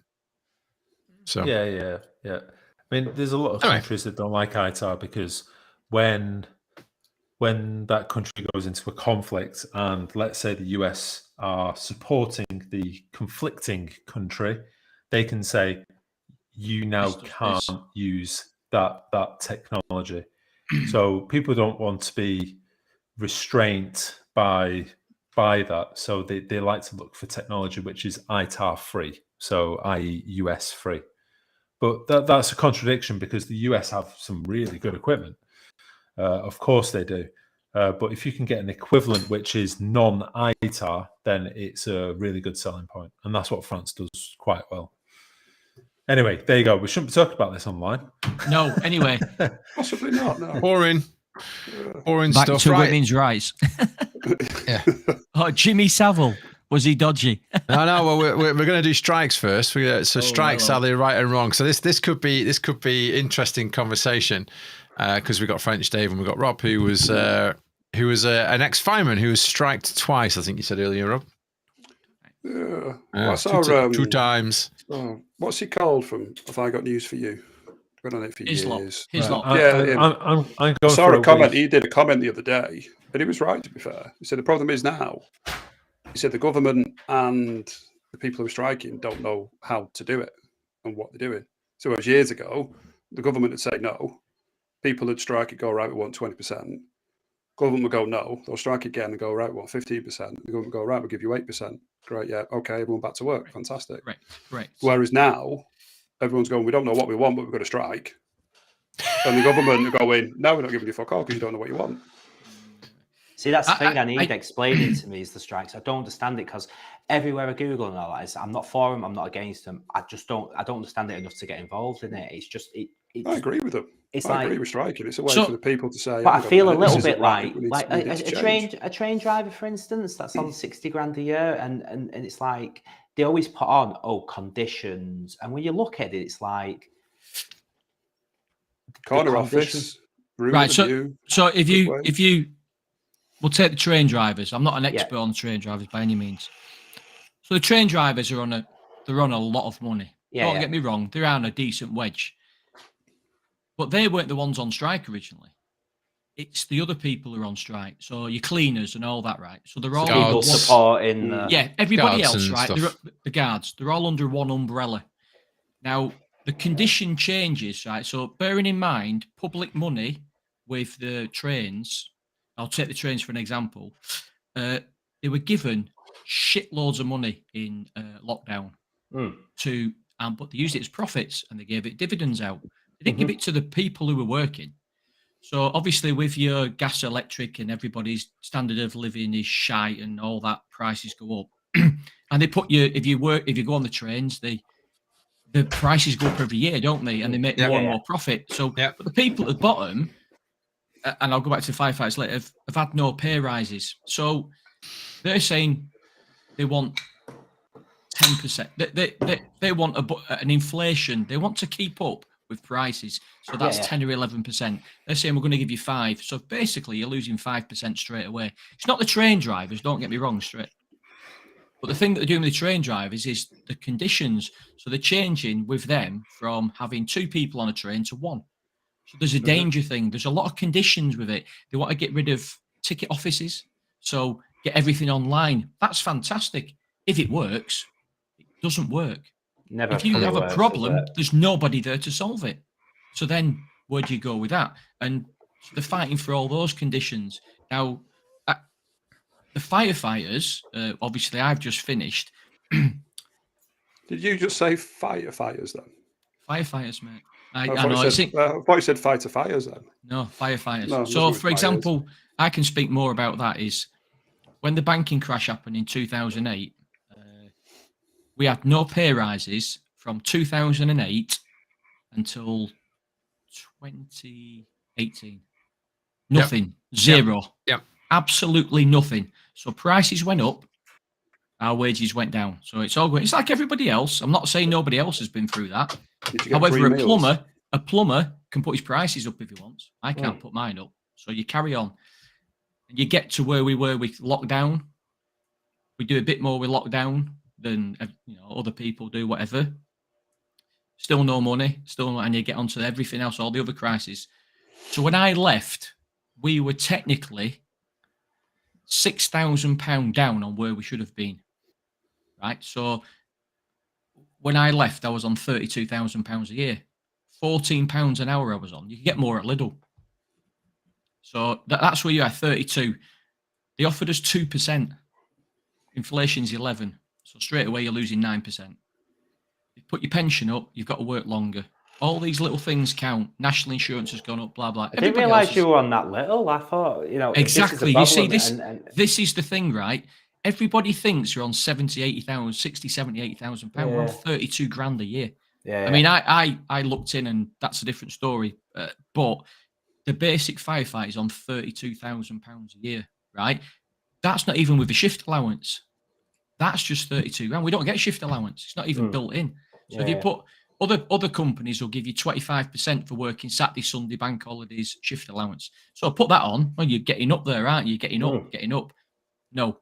So they offered them 2%. Rejected that. Suddenly you can give them 5%. Rejected that. Inflation's 11, isn't it? Yeah. So at what point do you say enough is enough? Yeah.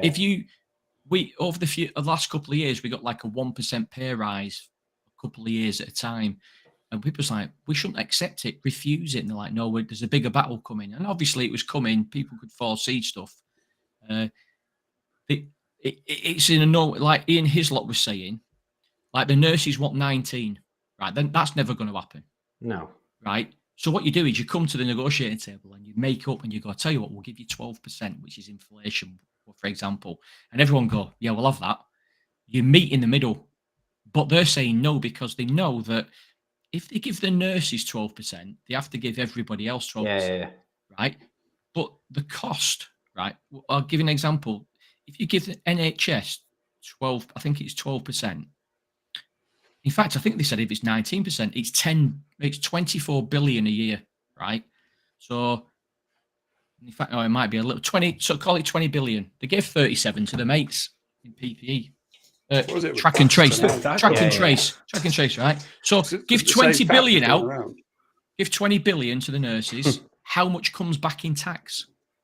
Get all that back in, right?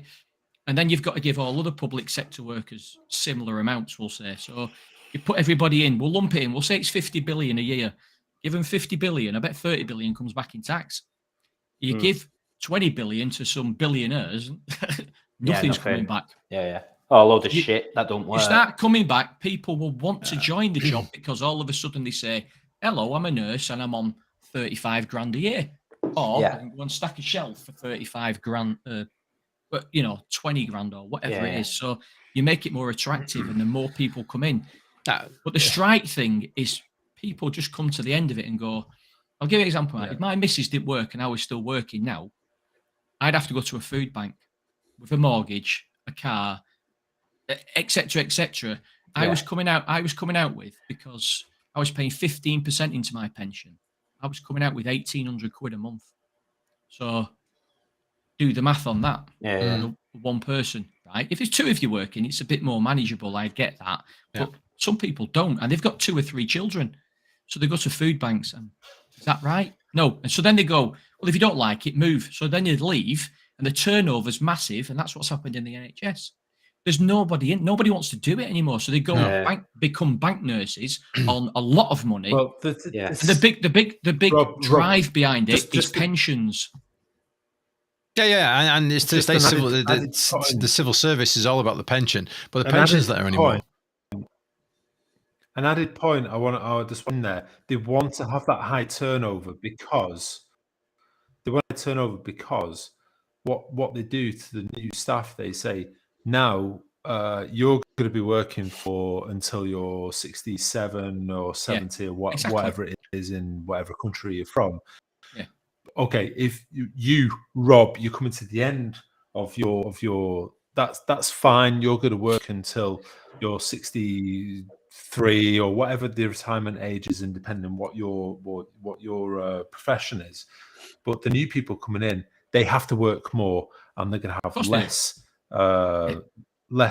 And this is what happens in France, and it's like, well, you have to make concessions. It's like, well, we'll give you the pay rise, but you're not going to have, every time somebody leaves on retirement, they're not going to be replaced. The people who are left in the job have to do twice the amount of work or more work. I don't know how many times. They have to do more work each and every time, so they're more strained. So the system is more strained. And like I say, strike action is something which is the last resort.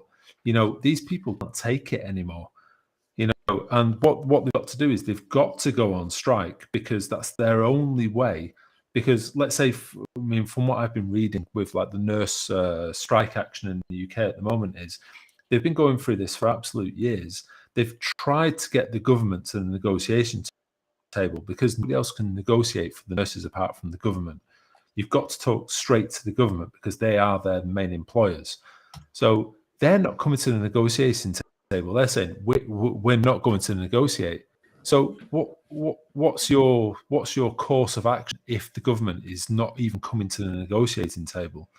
You've got to turn around and say, well, if you're not going to come to the negotiation table, and you've been reducing our wages through inflation for the past 20 years, we're going on strike. We've got to. We have no choice at all. And it goes with railway drivers or whatever. And when you said, I mean, I was in the bog at the time, but I could still hear you. But when you said railway drivers are on 60 grand a year, not all of them are on 60 grand a year. Because the don't new get me ones wrong. are on 20 grand a year. They're on 20 grand a year, and they're still having their rights taken away from them. Oh yeah, so strike action is the only way to do it. But this last time I went on strike, companies. We all work for private companies. or you didn't. But the train drivers don't even work for a public company. So the government are interfering with a private company. So therein is the problem. This is the problem as well. So they should be allowed to go, but they keep coming back going, no, the government keeps saying you can't do this. And it's like, well, it's nothing to do with the government. And like, for example, with the firefighters, the last time I went on strike was in 2013 from a pension because they changed the pension scheme. In fact, Labour changed it. Labour changed it from a 30-year pension scheme to a 40-year pension scheme, but only for people coming in. So then the Tories changed it halfway through that again because they came in later on and said, oh, no, we're going to do it on an age thing. Massively fucked up. And they've had their asses handed to them because us and the judges took them to court and we won on age discrimination. Right? So everybody has had to revert back to their old schemes. All these old fogies like Rob. Yeah. So, but this is the thing, right? If we've gone back to their old schemes until April this year, it's costing the government £20 billion in pension payments, right? And next year, I will be receiving a payment for hurt feelings because we've sued them because of the stress involved, and they're having to pay that out. These things don't go in the public eye, and it's thousands of pounds. A lot of money is coming back, and they say, no, well, 20 billion, the new people have to pay it. And they're going, no. You've got to pay it because you illegally took pensions away from people. It's not the firefighters, it's the whole public sector.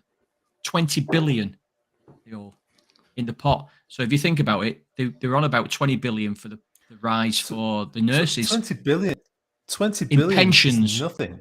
20 billion is nothing. It's not. They paid 37 billion for an app to track COVID. 37 billion. That fucker didn't work for me when I was trying to get into a game. Never worked for anybody, mate. Never worked for anyone. Billion. Yeah. No. I'd like to see the breakdown on what this 37 billion went on because we all know, and Colin, you would know more, but it doesn't take I know exactly who did it. billion to create an application. No, we need some transparency on They this. lost 4 billion. They wrote off 4 billion in overpayments to people in the private sector, like the builder across the road who got money and carried on working. People like that. They just said, oh, we can't be asked chasing you for it. We'll just write it off. But the public sector who carried on working, they didn't get lockdown payments or anything. They're saying, well, you greedy bastards now. Hold on a sec. I just want a payment. I just want to get paid a wage. You know what I mean? Yeah. It's just, and what they're trying to do is put us against the private sector because Cole and Dave, you're working in the private sector and you can negotiate. And the thing with unions, people slag unions off, but you won't have a public holiday. You won't be off at Christmas if it weren't for a union. You won't have maternity leave or paternity leave and all that sort of. It can go into all that if it wasn't for unions, right? So the bigger picture is you won't have anything. You wouldn't have any. You'd still be walking up chimneys when you're 3 if it weren't for unions. You know what I mean? It's stuff like that. So it's quite. I get quite irate when people go on about it, and I've been there twice. I've been on strike twice. I've lost a lot of money. I've gained some back. I haven't gained it all back, and I've still lost. And I just get annoyed when people go, greedy people. They're not greedy. They just want to live. They just want to exist. They want to pay the mortgage, pay the heating bill, and they just want food on the table. They're not asking for a Lamborghini every week, and they're not asking for this. They just want a bit of respect, don't they? So if they all go out on strike, my mates will be going out in January. They reckon they'll be on strike. I'll pop down, taking pizzas and beer or whatever. And it is what it is. But these bastards won't negotiate because they know once they negotiate with one, they'll have to negotiate with everybody. And the Tories just don't want to give anybody anything. It's all, you have to make your own way. Well, there's only, the public sector can't.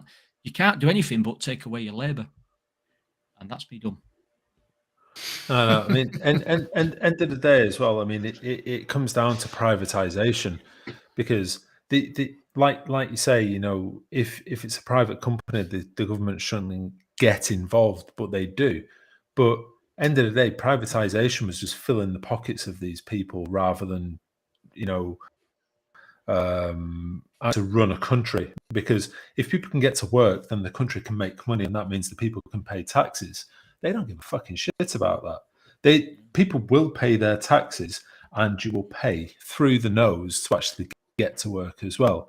And because they all get their cars for free to get to work, paid by the taxpayer, it's a massive boys group. And the NHS, they want the NHS to be privatised like America. The UK has to get rid of the Tory party next time around. And I'm not saying it because I'm going to win in any way possible. I don't give a shit. I think. Unfortunately, there is no alternative party that works. That's the problem. Well, there you go. Well, I think they'll get kicked out. There's any other party. Oh, we've lost Dave. We've lost you, Dave. He's got the French government about your broadband, Dave. Are you back? Private company. There you go. That's what it is. Diamond, do you understand about what strike is about then? Yeah, I do. When I put the subject, it weren't like I was for it or against it. I don't understand it, and I'm not the smartest person. I mean, when you Google's not the best thing because it depends which one you click on. Might be one side or the other. You very rarely get a fair, just. So nobody's going to give up. I went on strike in 2002 and 2013. And I must have lost £2,500 in wages. Yeah. I've not. I wouldn't say I've not actually gained because the compensation I'm getting is a little bit more than that. It's about £4,000. But I'd never wanted to do it in the first place, and it's the stress that it puts on you because you're thinking, how long am I going to be out for? Yeah. Like, I mean, nobody knows. Like, if they go on strike in January, the fire service. How long do they go on strike for? It's the way they do things. Nobody wants to do it. Nobody wants to not go to work and earn money and give up money. Okay. Yeah. I'm going to give an alternative point of view here, because in France, every single school holiday that comes along, the train companies, the SNCF, always go on strike without doubt. I mean, just before Christmas, they went on strike from the 20. They went on strike on the 23rd and 24th, and 1 in 3 trains was cancelled. Okay, that's they do this all the time. They always put people out, and because they want to. Well, they want the government to they want to raise the level or the awareness to the government. Now, of what? This is where I think striking. Well, of what? Is where I think striking is wrong. This is where I think striking is wrong. Is it puts the people out and not the government. These people should find a way to put the government out and not. Why the did people. that? So why did that? No. You put the people out and they lobby the government. That's exactly why they do it. Let me finish. In Spain, the toll road companies. So I think it's Vinci who do the advertising billboards in the UK. It's a huge French company who do all the advertising companies. On billboards and stuff. Vinci in Spain, when they went on strike, what they did is they basically opened up the underground toll booths. Instead of paying a ticket, they just opened it up for free. So people can still travel, but the companies don't get any money. Right. Now the trains were going to do that. There was a suggestion that the trains did that, and it's illegal. So it is illegal. It's illegal in the UK to do that because they were saying, why don't they do that for the trains? Because they said we can carry on running, but don't collect any fares. And apparently it's illegal to do it. And anybody driving the train or not collecting would be sacked immediately, blah, blah, blah. I argue with my dad all the time about stuff. Not a lot, but one of his politics, I try not to, because he thought Thatcher was great for the country and all that, and he says the unions were mental, and he harkened it back to. Have you ever seen a film Carry On at Your Convenience? No, I've heard of it. It's in a toilet factory, right? They make toilets, Mr. B-Day or whatever he's called, but there's a union in it, and it's basically There's no toilet. Sort of for our example was this: someone comes out because it harks back to the 60s and 70s of unions having all the power. There's no toilet roll in the toilet. We're all out. That's it. They're out. And they come back in, and then someone would go, "There's no milk for the tea. We're all out." And they just keep doing that. And he said that was the problem with the unions. I don't think it's like that now. It's not. No. It's more mature and it's more intelligent than that. So Thatcher brought the unions with the miners and all that. Whether you like that or not, she did. But the union, I think there's now it's gone the other way where the unions are getting together again. People they're fighting against. They can see the money that's floating around and going, it's fucking wrong, this. And it is wrong. I'm not, if you want to earn the money, and you can earn the money, I'm happy days with that. And you pay your own way and stuff like that. But when they won't give you something that just to live, just to break even would be nice.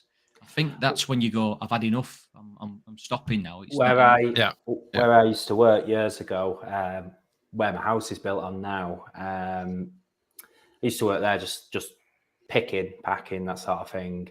And there was what they called? Oh, mine's gone blank. Union. And so you could join the union, you pay like £7.50 a month or something to be in it. And then anyway, you could on each floor they'd have like a union rep, then they'd have someone above them, and then there was someone that would do the entire building basically. It's like different levels, and each person on the floor, it was like my job to keep an eye on like the replen team, and if they had any issues they could come to me. I purely went for it because it was a Skype, because someone was talking to me. I was only young at the time. Someone was talking to me, and management or anyone else said, "What are you doing?" I said, "I'm sorry, it's a union matter, they've got a question," and they couldn't challenge it. Anyway, again, I was pure, like, not dismissing everything that's going on. I purely did it for a Skype. I got away with so much. But what happened is the person that was above me fell ill, and the person that was above them quit. And like overnight, I'd suddenly gone up like these 2 levels. I didn't have a fucking clue what I was doing. And then 3 days in, fucking announced mass redundancies. I literally had crowds of people around me asking me questions and all the rest of it. I'm like, fuck. I had to go to a supervisor and said, "Listen, I was on it for a Skype. How the fuck do I get out of it?" And they had to speak to someone that used to do it, that works on another floor, if they'd represent them. And she thankfully took it on. I was like, fuck. It's all fun and games. That's the thing with lies, Dave. They always come back to bite you on the ass. It's all fun and games when you're doing it for a Sky, but when something real happens, and they were good. They negotiated like when the redundancies and all the rest of it. I was too young to give a shit. I was getting told that at a certain day, they give you incentives to not walk out, or they're basically saying by Christmas you won't have a job. There were other things, and they were negotiating the payments, basically what you get at the end of it, and they did quite a good thing. I think we ended up like an average. You get about. It sounds shocking, but if you think you're just a general work, I think it was about 2.5 to 3 grand. All I was thinking is like, I want the fucking money, I want the money. And we got to the end of it, and everyone was like kicking off, and all, no one would like shake the directors, all the rest of it. They were moving locations. It made sense from my side of it. I saw it as a business. It made sense. They bought a massive facility in Nottingham that had everything already in there, the belts, everything. They could streamline everything. It made sense. I weren't asked. I could go somewhere else and labour the next day. See but that's the thing. It's like I've never really worked in the private. Well, I haven't worked in the private sector, so I don't obviously. It's all I've ever done, yeah. And obviously, if French Dave's an arms dealer, I don't know what Big Dave does. It probably sells big cock rings, because obviously, I don't know. I don't know what he does. But cock rings, arrows. Cock rings, arrows. That's it. I recommend them. But for me, I've been everything from 1 to 7 inch circumference. Do you not do bigger? 7 what? Inches or millimeters? I was going to say, do you do them in millimeters? He does a belt and custom one where he'll drop down that 1 to 0.5, and it. Hey, so everyone appreciates a half size fitting. We all appreciate the half size. What we did was we patterned a little rubber insert just to make it a little bit more snuggy. Ooh, velvety. Does it still have ball bearings on it? like a gooch. Good. Yeah, On all spins. the time. It's turned black now as well. Like Dave's. Like Dave's, like yeah. French Dave's, yeah. French Dave over there. But I don't. So I don't know. It's like obviously, if Cole doesn't like his wage or whatever, he can go in and renegotiate himself. I don't know if he's in a union, or he can move jobs. We're not allowed to have unions. We're not. We're not allowed. But if you for whatever skill I'd go. set I'd go and moan to my boss. I would. I've done this. Yeah, exactly. Actually, do you know what? I haven't moaned to my boss. I don't think I've ever moaned about how much I earn. I've just worked hard and been successful, and off the back of that, I've had a pay rise because and a promotion, which obviously is difficult to get in the civil service. I have no objection to people doing that. Obviously, I think it's great. Carry on, whatever. But when you're in a job like I was in or whatever, you can't just go in. No, you can't do that. Yeah. And say I want more money. You can go for a promotion, which I never did because I always thought the actual grade going up was not worthy of what it was. And I thought, no, fuck it, I can't be asked. I'll be on hand on that. I cannot be asked jumping through hoops to get that because it wasn't worth it for me. It just wasn't. So you get into a situation, it's like your shelf stacker, I suppose, at Tesco's. If they want to go up on checkout and get more money, they can go and do that. Obviously, depends on what aisle they want to go in, doesn't it, Dave? Yeah. You know what I mean? They don't want to go in the wrong aisle because they might be there. You might be looking for them. Do you know what? When I was doing a bit of Christmas shopping, I'm not 100% if she's there anymore. I'm like walking around. No. Like, oh, no. Oh, no. If you don't know what we're talking about, you need to go and look at episode 2 of the podcast and you'll know all about why Dave is terrified of Tesco. Every little helps. It's not stalking. It's not stalking. It is stalking. It is. It is stalking. It was definitely stalking. And also, Sandra works on pizzas at Morrison's. What a bitch. You know what? Oh, hang on. What time do you serve pizzas till? 8 o'clock. 6:30 was short. Sorry, love. Got a night out tonight. I'm going bingo. I'm putting the pepperoni in. Fuck it. So what I'm saying is, if you've got a union, it's because usually you can't negotiate your own thing. So the last resort is you take away what you can do. And if you're successful, you know, whatever, Cole, Dave, whatever, if you can go renegotiate yourself if you haven't got a union. I'm not successful. I just crack on with shit. Yeah, but you're good at your job, aren't you? Good at your job, aren't you, Cole? People tell me I'm good at my job. Yeah. So people told me I was. People told me I was all right at my job, but I didn't get any more money. I'm not shocking at my job. Family. So it's not what you do as a job. There was a Conservative minister who said, all these people who are on a low wage, why don't they just go and get a job with a higher wage? And he was serious. I know. Wow. Do you not find that shocking that a minister is saying that to the public? If you're on a low wage, just go and get a job with a higher wage. It sparked the Great Resignation. That's what it did. What he said. You know what? In 2010, our Deputy Chief Fire Officer said to us, we went on a round table thing. He says, we do not want 30-year firefighters anymore. We want you to do 10 years and burn out. When I left the Air Force in 2000, he said exactly the same thing. The reason being is that it doesn't cost them anything in pensions later on. So they were looking further down the line in that if you do 10 years, it doesn't cost them anything because our pensions, when you're in your last years, that's when you make your money. So the first 20 years, for example, my pension, the first 20 years, you make a reasonable amount, but the last 10 years is double. So you make the same amount in the last 10 years as you did in the last 20. Yeah. That's where the money is. So they increased it from 30 to 40 years. Then they increased the amount they paid, but you paid it longer and you got less. There's the justice in that. There isn't, and it's not just us, and that's I'm just speaking for it's the whole public sectors because we all got lumped in. And it's worse than that. It's worse than that. When you sign a contract, it should be in your contract. This is what you pay into the system, and this is what you'll get out of it. No, we did. Honestly, like Dave, they did that. That's how they fine, and they can just go like that. They just go. Labour had a policy. Yeah, exactly. That's not a contract, is it?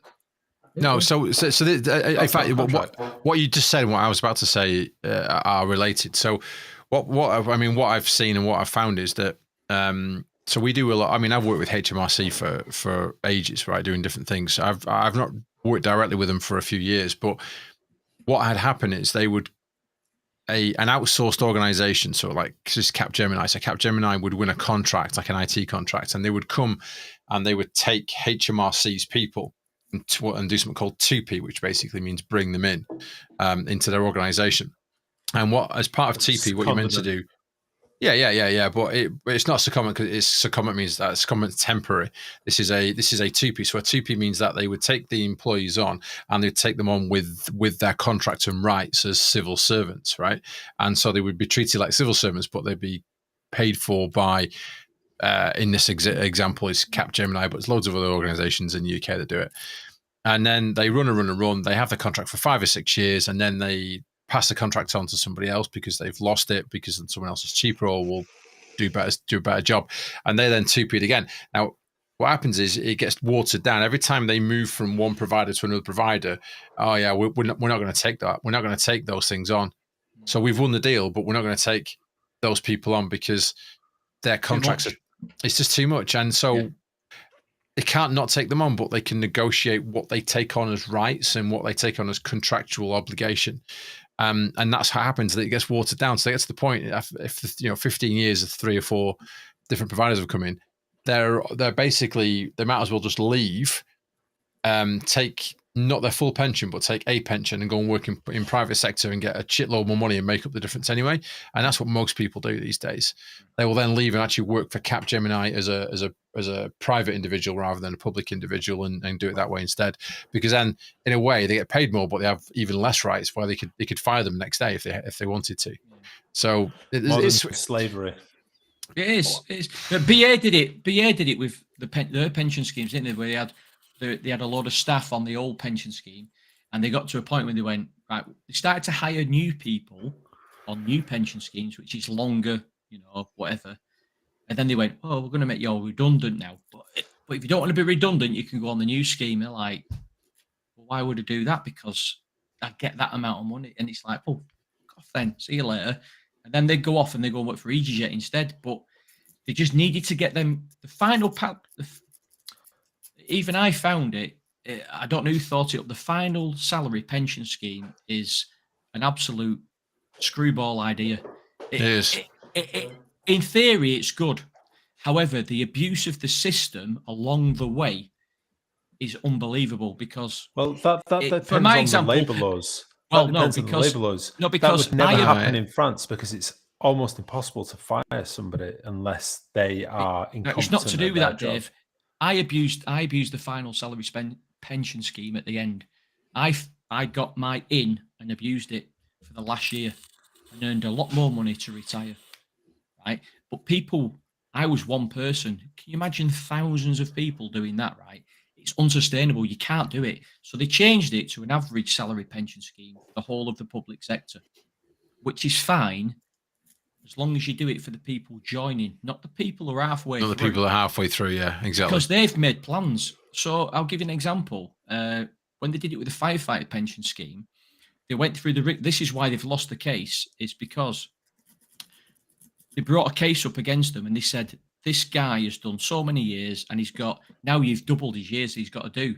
He had to save an extra £26,000 a year for the next 10 years to get what he would have done for just doing the normal thing for 10 years. So he couldn't afford to put 26 grand in. It's impossible. You can't do it because he's only getting paid 28 grand. He couldn't. Yeah. It's just the way it works. And that's where you go back. The whole circle is that people seem shafted and then go for strikes.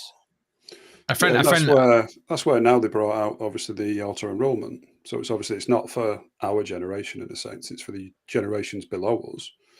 Because by the time the 18, 19, 25-year-olds retire, there's got to be a pension pot. There's nothing there. So they've then contributed into this pension pot for 20, 30, 40 years.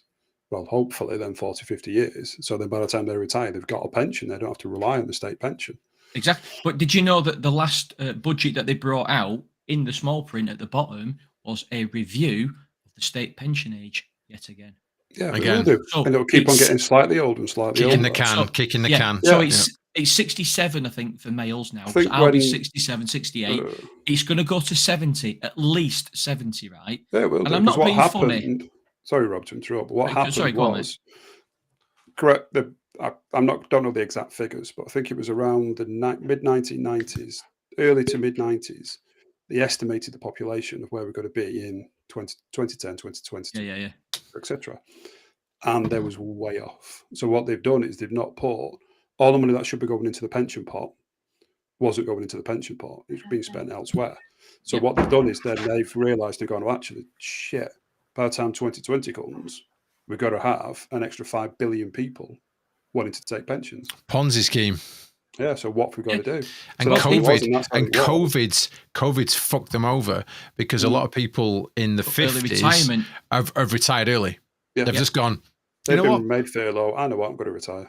Yeah, fuck this. I've got enough. I can go off and go and chase some private pursuits. I can go and work part time somewhere else and just do something at my leisure. And COVID has accelerated that whole thinking, Dave. That what you said there, COVID has completely accelerated it. I know I don't know. They're fucked. It's a Ponzi scheme. The whole fucking thing's a Ponzi scheme. It is. In Australia, pensions, which is why we've had to do this auto enrolment in there. Yeah, I'm sure in Australia they've actually stopped the state pension from a certain age where if you were born after a certain age that you don't get it. You won't get it. Provide yourself. You still pay a little bit of national insurance because all the old fuckers still need the money because that's the way it works, unfortunately. That will happen here eventually. And I think it will. And I don't, my best mate hasn't got a pension. And I saw him in January and it's sad really because he lives in a council house or his council house is £800 a month. Right, he works. He's £800 a month. Says, "What are you going to do when you retire in 15 years?" Oh, I've got the state pension. I went, "That won't even pay your fucking mortgage. What are you going to do?" And then, but that clicks in the benefits system then, and then everyone starts paying for that. Do you know what I mean? It's like people who have saved, like housing benefits. Then it's the age, and you pass retirement age, you can't work. Boom. This has got to be paid. So on. But someone's got to pay it. Who's paying it? Yeah, it's a taxpayer. Yeah, so. I don't know the answers, but to the answer of being on strike, I think the only option, if you think you're being screwed over, you have to go on strike. Sorry. I think the questions you need to be asking is whose friend benefited off an application to track COVID for £37 billion, and nobody's talking about this because that was the biggest rip-off ever, and nobody's talking about this. An application to track COVID cost maximum 5-10 million. I'll tell you what. I'll tell you how shocking it was, right? Because this was 7 billion. This is right in my ballpark, obviously, right? So my organization looked at this, and we could have done that application for a few million, right? And in fact, what actually ended up happening is with the Home Office, we ended up doing the right to stay application. So, where you had to fill out, I want to stay in the UK after Brexit type of thing. So my company did that, and we did that for peanuts. It was probably about I think it's about £1 million a year to run that system, which is fucking nothing compared to 37 billion. It's a fucking basic HTML. I could have written it in a day. Right, it's embarrassing. It's embarrassing. But and just 1 second. So this is the problem with procurement in government in the UK. So Labour brought that in though. Yeah, the general rule for procurement in the UK is that you have to be compliant least cost. Right, that's it. Compliant least cost. So, do you tick all my boxes, or can you tick my boxes? Yes. Are you the least cost? Yes. Then you've won. But what? And I've seen this, right? So I work for a company where there was 3 bidders, and we were involved with all 3 bidders. And ridiculously, the winning bid was 250 million, and the losing bids were 450 million and 650 million. There's a £400 million delta between those 3 bids. That is, first of all, that's a fucking alarm bell straight away. So 250 million, they bought that business. 650 million, they probably They probably slightly overscoped that business, and the one in the middle was probably about right. And the one, obviously, the cheapest one won 250 million. So because we were part of all three consortiums, we ended up going to the first meeting, and we're in the first meeting, and the provider that won went, "Oh no, that's not what you asked for." The customer went, "What?" Yeah. Well, the customer went, "Well, it's there." No. What you put there is this. There's more legal people than there were technical people in the room at this stage. So what you really wanted was this. And they went, "Yeah, that's exactly what I wanted." And he went, "That's going to be a change. That's going to be a change request, and change request is money, right?" And so that contract, this is the MOD, right? So that contract ended up costing them 6 times more than the highest bidder was. Yeah. And that is the problem with procurement in the UK. No, I'm sorry, but MOD procurement is exactly like that. They've been trying to get. Well, it's a cabinet office. MOD procurement is not MOD. It's cabinet office, and cabinet office looks after all procurement for government. MOD procurement. They've been trying to bring an IFV, infantry fighting vehicle, into service for Ajax. the past. Ajax. Yeah. Well, it used to be called Frez back in the day, about 15 years ago. Mate, Ajax is a fucking crock of shit, and everyone knows it's a crock of shit, but they're still throwing money at it. Do you know I'll tell you the problem with the MOD, right? And I left 22 years ago, so I know this way before you were even in nappies. Thanks, Rob. That's the nicest thing you've ever said to me. Way before you were in nappies. The people in charge are not businessmen. So you've got, and that is what I think of it. Cat's ass. What are you doing? They're not. I was in, right? So I'll give you an example. Cole said it exactly. It's those contract amendments which reset it to 0 each and every single time. But the reason, so they can then negotiate from 0. They go in cheap and then they do contract negotiations on everything. They argue that they literally go through the words and go, that's not what's here. You didn't say that. So that's a change request. But also, like, I'll give you an example. So when I was working in air traffic, they brought a system in 1994, and I left in 2000. Right, so 6 years later, they brought it in, and the idea was that you put in a flight plan for an aircraft. So it would go in the system, it'd go through the system, and it'd go through, and you go, for example, if you wanted to go low flying in Wales, which is called, I even remember now, Wales is called low flying zone 7. That's what it's allocated, because you're going to do what the fuck you want, the Mach loop and all that shit. Yeah. You do that, you go in at one point at 250 foot, and you come out another point, you give a time. You're going in at that time, you're coming out that time. Boom. Fantastic, great. No. So they bought that system, and then they said, no, we don't want that. We want the weather on it as well. So they went, cha-ching, boom. Mm-hmm. They added something else on it. Yeah. They went, oh, no. We need this on it, cha-ching. So they kept adding stuff. They tried to train us on it. And I sat there and I went, is this working? And I'm a bullshit bastard. I said, is this working? They went, no, we're training on it. I says, well, when's it going to work then? And they went, well, they're still working on it. I left 6 years later. It never, ever worked. Was that Talisman? Was it? It was called Alphans. Alphans. Automatic. Talisman replaced it. It might have been automatic low flying. Somewhat or other. I can't even remember what it is now, but we're going like 20, fucking 40, 30 years nearly. And it never worked. And they were saying they had things like for the Challenger tank where they bought a contract for something. Say the Challenger tank was a £30 million contract. And they went, oh yeah, but we need a little bit on the end of it. And they went, oh, that's another fucking 60 million. Yeah, totally. And it never, but the trouble was, because they kept adding stuff that, in particular the air traffic thing, it never worked. Because instead of just buying a bespoke system, it never worked. And then fast forward 20 years in the fire service, you might have them at work, you might not have done. They had these hand readers. So you were supposed to clock in at work with your hand. You put your hand on it, clock in, clock out, blah, blah, blah. And then they wanted to do it several other things and it never worked. They spent £55,000 first station for a hand reader that never worked. And this is the money that they just waste with you going back to the track and trace and all that, and then they won't even give you 10% pay rise. Right, guys, you should watch a film called The Pentagon Wars, and it's a slapstick comedy about the development of the Bradley tank for the US, and it's fucking brilliant. And it's exactly that. It's like we want a tank to do that, or an IFV, infantry fighting vehicle, to do this, and then they just add stuff on, and then it's too heavy. When it's too heavy, you have to upgrade suspension, you have to upgrade the power pack, powertrain, and everything. Everything, and it becomes completely different.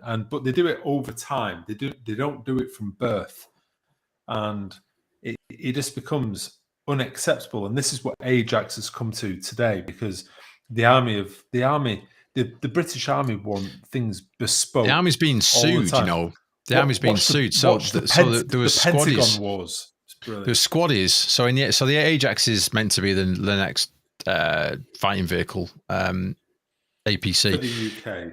For the UK, not the next best. Don't say the next best. It's the next. No. It's anyway. So it's gone through gazillions of pounds. Does the French one have a forward one, or just 6 reverse ones? They do it in a different way, actually. Reverse forwards.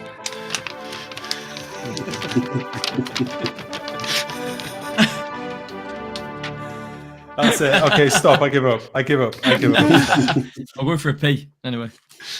Yeah, anyway, so this thing, right? It doesn't work, and it vibrates and is not sound insulated inside. That it's made several squaddies deaf, and so they're now being sued for millions because they lost their hearing because of his fucking vehicle. It's a fucking trash of shit.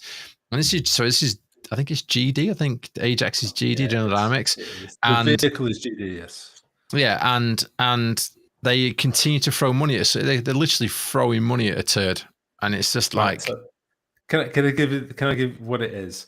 Okay, so the vehicle is GD. It's actually based on what's called a Marder, which is a really old GD vehicle, and they've just basically spruced it up. It's a Vauxhall Astra with new alloys on. It's not basically. A C63, mate. It's not a C63.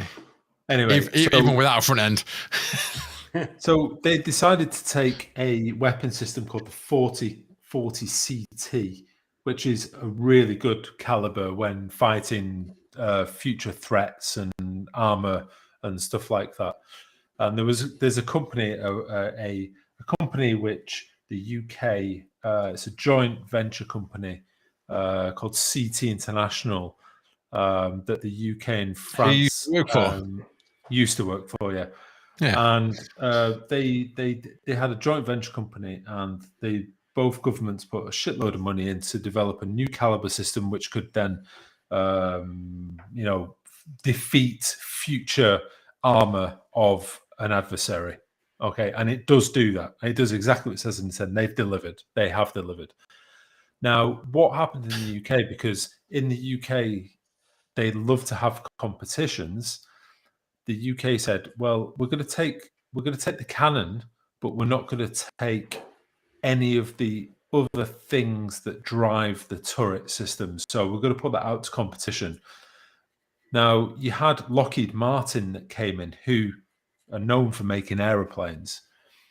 Now, they said, we can make a turret, and we're going to make it for much cheaper. And they've never made a turret in their lives. And it went drastically wrong. The system to drive it they'd never done it before. You guys get in a garage for the weekend, and it's probably just as good. It was awful, and it's cost them billions to make right. But who gets the blame? CT International get the blame, because all of a sudden their cannon doesn't fire in the Ajax turret. But a cannon is just a tube which fires to point it, to geostabilize it, is a completely different thing. It's a completely different science to make a turret around a weapon system. You know, you can fire a weapon system, but if it's actually aimed on target, that's a completely different thing. But Lockheed Martin said they could do it. They didn't do it, and they've spent billions trying to correct it. And apparently it's there now, but it can only fire 2 types of munition. On today's battlefield, you need at least 3 types of munition. You need an HE round, which is a high explosive round. You need an armor-piercing round, and you need an airburst round. Now, if you look at things like Ukraine, you also need air defense. So you also need an not an airburst round, but an anti-air round, which is different as well. So you need a magazine which can actually fit all these types of munitions in there to defeat like multiple threats. Which have you ever seen one of them working? Ajax comes to D10. Yeah. Sorry to interrupt you, Dave. The A10s. A10's a different kettle. Yeah, right. That they're going out of service soon. Yeah, I know they are. And everyone going out of service. Yeah, the F-35 went through and replace them. I never will do. Right. No. These things. It's a completely. F-35 is beyond range. Beyond visual range. It's meant to be an all-round class. Close in combat. That's close in combat. This I've seen this come into an airfield, and when they shoot, do you know it moves backwards when they shoot? Yeah. What places did you work, Rob? Basically, find a video with the sound of it firing. The cockpit, right? Rob was in the Air Force, Dave. So the cockpit is a steel bath, right? And a bulletproof steel bath, the cockpit, right? And when it fires that gun, the actual plane moves backwards because it's that powerful. No, because I used to work on it. Doesn't move backwards; it decreases in velocity. Which one? Yeah, that's moving like backwards. The parachute effect. A bit like the parachute effect. And the whine it makes, right? Because it used to come into where I was, and it makes a whining noise. It's a bit like the Stuka, you know, from the World War II thing, and it makes this whining noise. It's unbelievable, and it's just I mean, you're on about it. You know that. The column that they had in Ukraine at the start of the war, where it was 40 miles long, they said, send the A-10s in. But they got trashed because it was too slow. It's a very slow aircraft. But it's extremely slow aircraft, but it doesn't matter. But it would take out quite a lot, but it would still get hammered from the ground these days. If there's any air defence. Can you hear that? Sorry. Yeah. We can. Okay, hang on. If there's any air defence in the region, they're getting taken out big time. Exactly, yeah. I'm going back a long time now. It's only, watching Top Gun and 20 years ago. They would be great in Ukraine right now. They really would. Yeah, I think they would. But they'd be fucking fantastic. I mean, it was just the sound of it. It was one of the favourite sounds I ever heard. Listen to the cannon when it fires. It's amazing. Yeah, it really is. Yeah. It's basically a tank, innit? It's a tank in the work. A tank, yeah. It's a 30-113 Gatling gun. Piece of kit, this is. Yeah.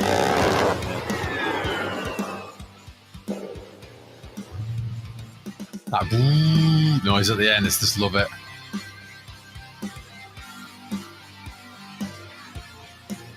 So, if you go on strike, you can have one of them.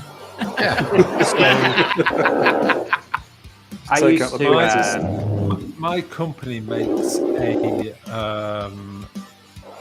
cannon which goes on to the Rafale aircraft, and it's a 30mm 150.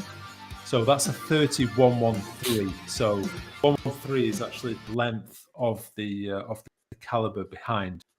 So it's basically the amount of powder which is pushing a 30mm round out. Cock envy. So you've got 118 millimeters. So in the Rafale, it's 150.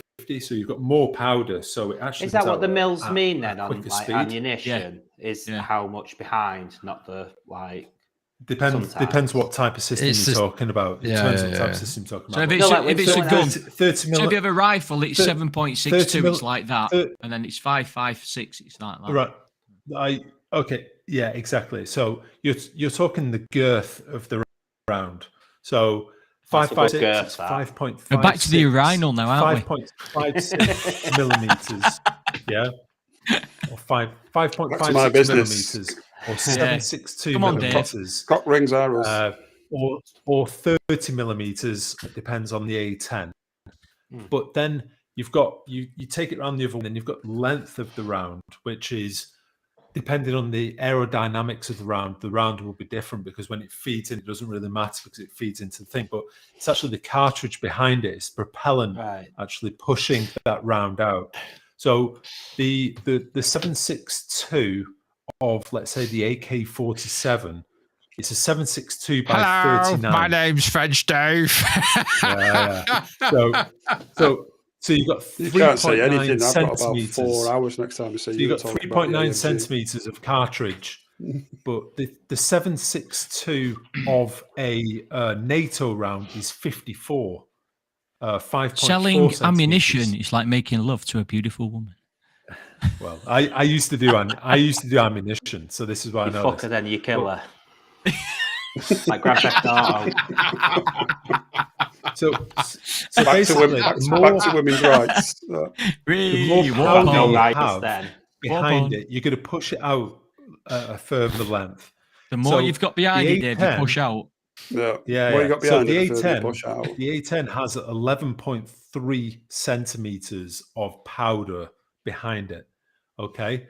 Now, in an AFV, it's a bit more than that, right? Round, which has 17.3. So but it's more than that. It's got big days is 17.3. So every round, an AK-47. Every round has spent I've got 18 uranium stone in it. Behind my bullet. So every round in that cannon has spent uranium, because spent uranium's spent uranium. Cruise missile coming in. You know what? Spent uranium is really dense, so it's great to rip through tanks with anything that's quite dense. Okay, so, all right. There are three types of round. There are three types of round. There's APFSD, which is armor-piercing, fin-stabilized discarding sabot, which not in a 30 million JU8 cannon, there isn't.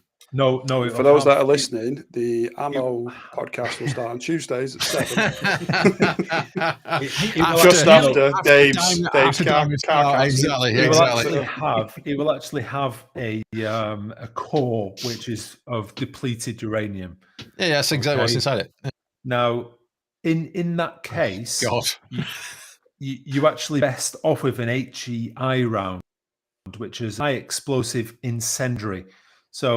Yeah, I got rid of Dave.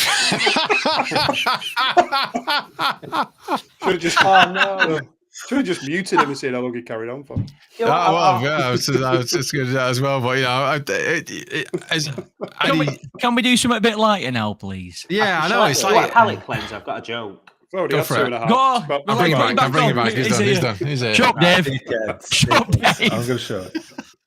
First of all, so how much does a HDMI? How much does that have? My little dealing with the RAF and all that. So my first job, I worked on RAF Lakenheath, and there was a comms. I used to work on the comms towers for MOD, BT, and all the rest of it. And when you're on the comms tower, when they were doing like the planes that go up, they just do testing all day. They'd be flying around, and they used to use the comms tower as a point, and they kill around it. And when you're up it, it's like they feel so close to you.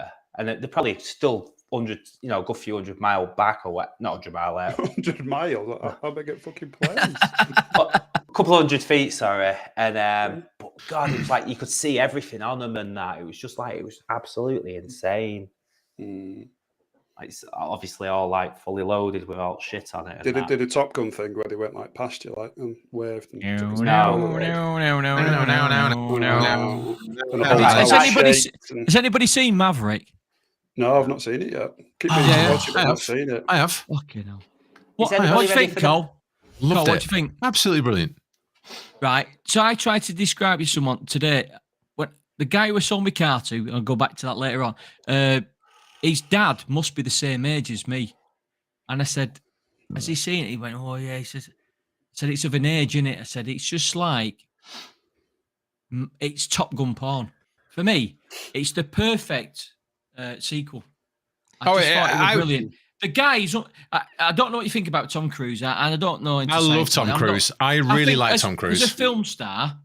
Find him I don't give in to the other shit. I don't care.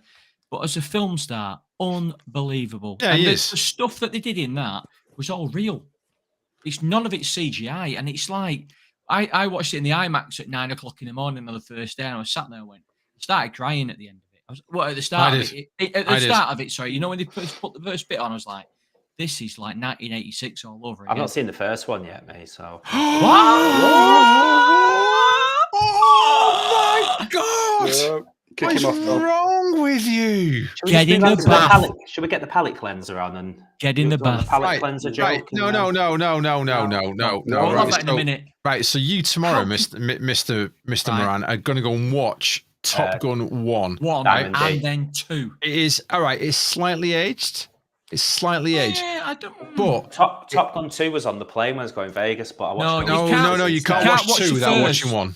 Yeah. Good job I watched Ghostbusters then, wasn't it? Well, the original, the new 1984 one, Ghostbusters. The new one. Not the ones. I didn't like it. And I watched. You don't watch the one with the birds.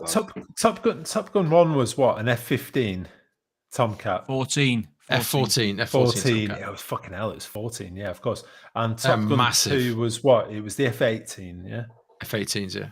I've been in an F-15. Have you?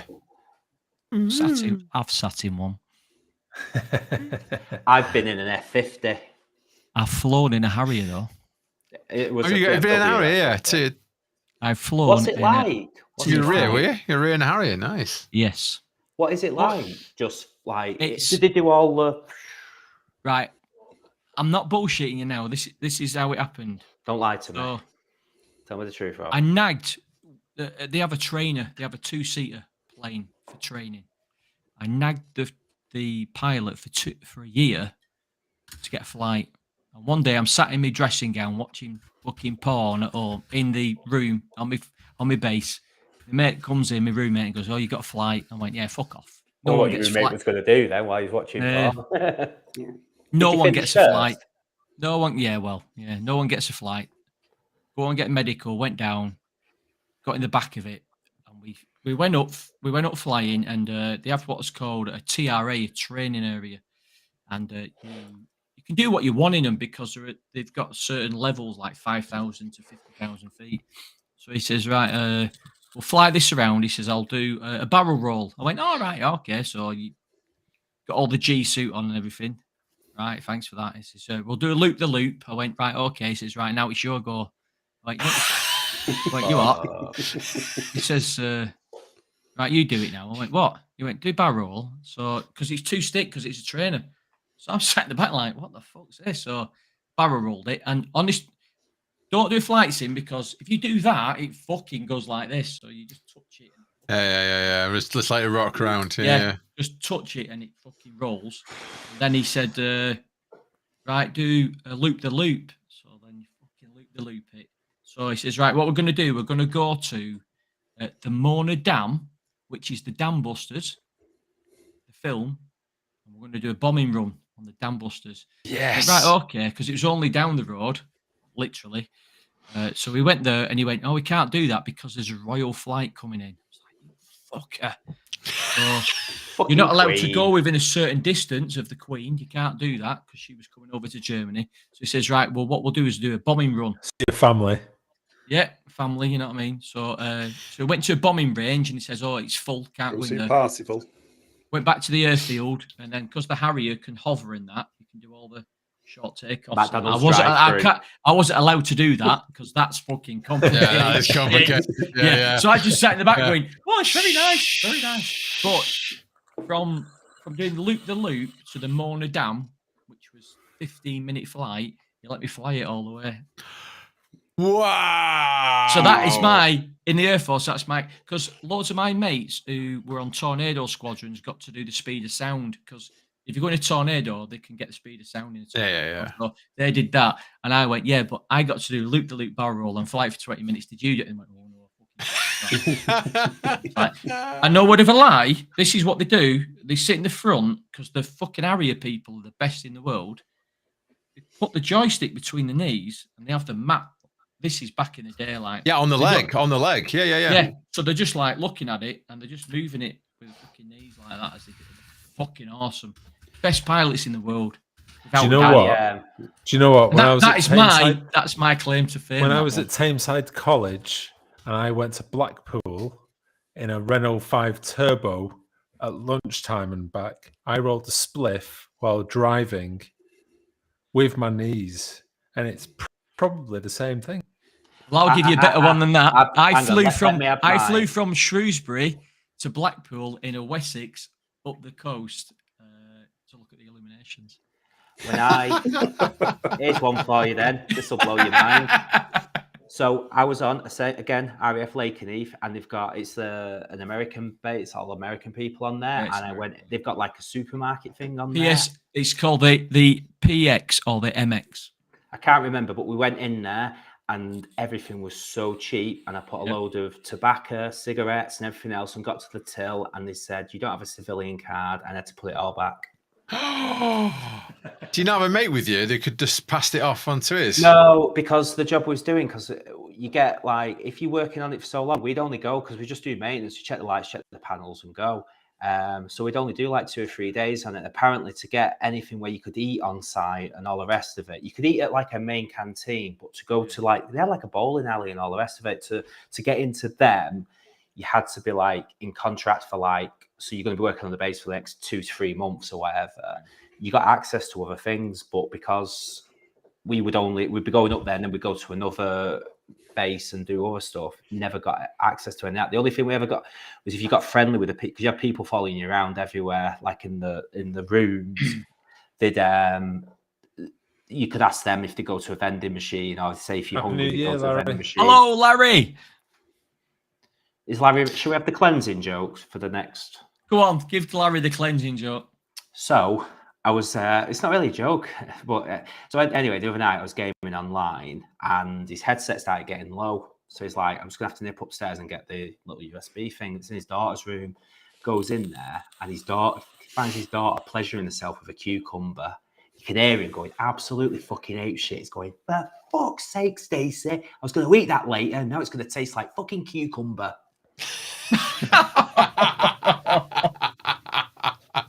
That is a terrible joke. That's not a terrible joke. That's not a cleanser. That's not Jimmy Savile, come along. Now then. Now then, Larry, do you know who Jimmy Savile is? We'll move on. Can I get another bottle of wine here? Because I've just fucking done a bottle of wine. I think you're going to need it for this subject, Rob. You are. Rob, you need to turn around. Right. I'll be back in a second. You need to turn around as she misses that, not us. Just shout her. She's gone. She's asleep, mate. It's like yours. She's gone to bed. I'm good at putting women to sleep. So Larry, so the question was to Larry, do you know who Jimmy Savile is? And Larry said no. So Larry does not know who Jimmy Savile is. So Dave, explain who Jimmy Savile is, and start from the beginning and end up at the end. He's a tracksuit wearing nonce. But good summary, dude. Good summary. So he was a guy that worked for the BBC, and he came across as this amazing charity worker, but it turns out he was a little hands-on with the charity, not in a way. I think he was a little hands-on, but he had because he was so good with the charity. He had a program on the BBC where he would invite children on to meet their dreams. So if little Barry wanted to, or little Larry would want to meet a train driver, that's too close to home, Dave. It's too close to home. Or a fireman. Jim will fix it for you. Yeah. So he would take them around. They would meet a fireman, get them a ride around in their thing, and then Jimmy would polish their little fireman for them. Yeah. Yeah. He would polish their helmet. Yeah. Yeah. Okay. So, and here's the fireman coming back. Well, here's little Larry. Right, look, wait until he puts his headphones on. Glasses are on, and the headphones are on. So, Rob, have you ever helped Jimmy Savile? Can you hear this, by the way? Sorry, can you hear this? Polish. Yes. A little boy's helmet. Can you hear that? No? Can't hear that now? Nope, can't hear that. Okay. Hang on. You heard the popper. Can you hear this?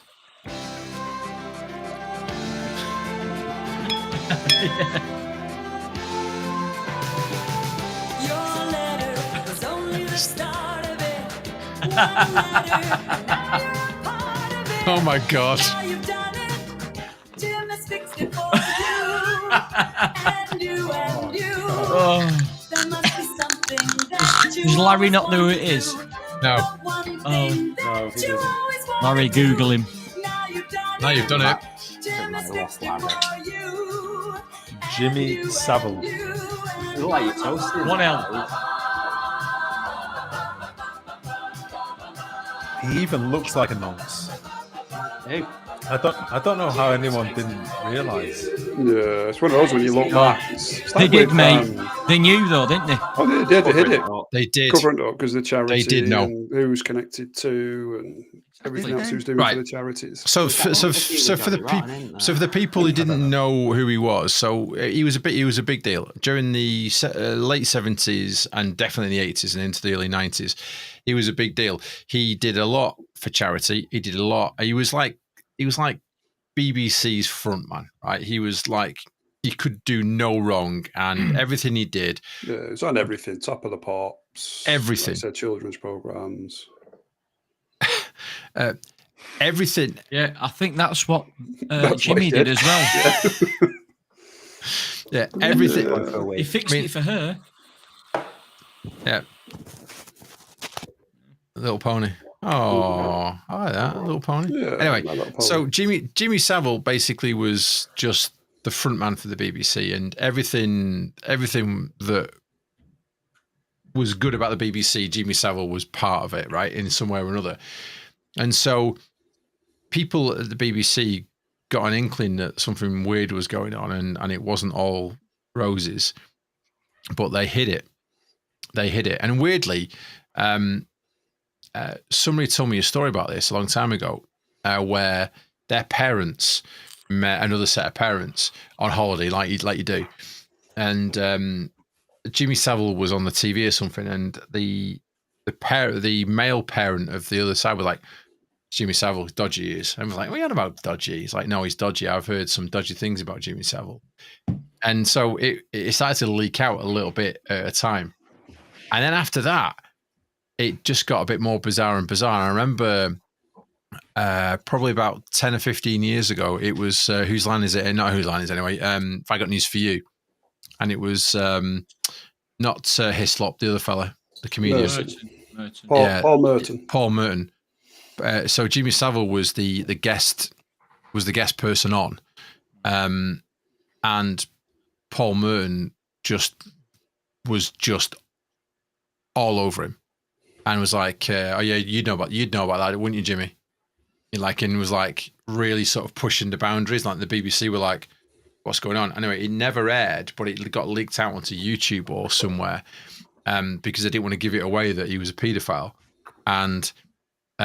But Paul Merton wouldn't have any of that. He wouldn't stand for it at all. He was like, yeah, you'd know, wouldn't you? Yeah, little boys, little girls, you'd know all about those, wouldn't you? And he was like, and you just laid it on big time. It never aired, but you can, if you go and Google it, you can find it where he just rips him to shreds. Carl, as part of the show. If you go on YouTube or something, there's an interview with Johnny right now, Sex Pistols, but it's back in like the 70s. Right. And he's being interviewed and he's asking these questions, and they get onto the BBC and all the rest of it. And he basically points the finger. Can't say what it is because he said, is that well protected? But he said he wants to kill Jimmy Savile. And in that's when he was in his heyday. I saw that. Yeah, I saw that. Yeah. So it was his interview, wasn't he? Then he walked out of the interview. And here we go. Off. I found it. Hang on. Let me bring it up in Edge. Louis Theroux exposed him as well. Yeah, there's a few. Yeah, Louis Theroux did it as well. Yeah. Same with what's it called? Bill Cosby. Yeah. What's wrong with them? Do you ever remember the Ruby Wax programs? Yes. Where Ruby Wax used to go and do things. Well, she did one. I think it's on iPlayer. Migraine. Take So the let's edge listen off to it this. with Cool and Soothe. Maybe not this Tried advert. everything for that. I want to completely turn left field here. And Let me see the screen. Yeah, hang on.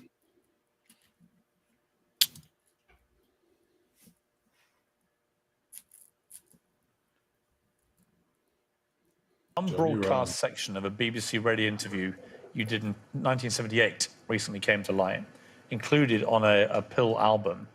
And you were talking about making a film where you kill famous people. Now, this has never been played on television before, but it has a particular relevance. Let's listen to this.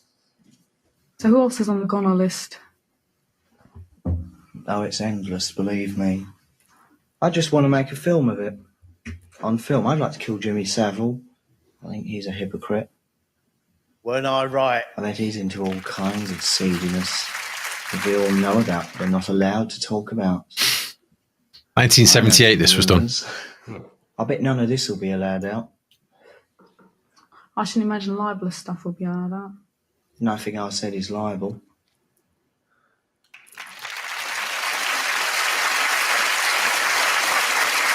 Sounds a bit harsh, doing death list there.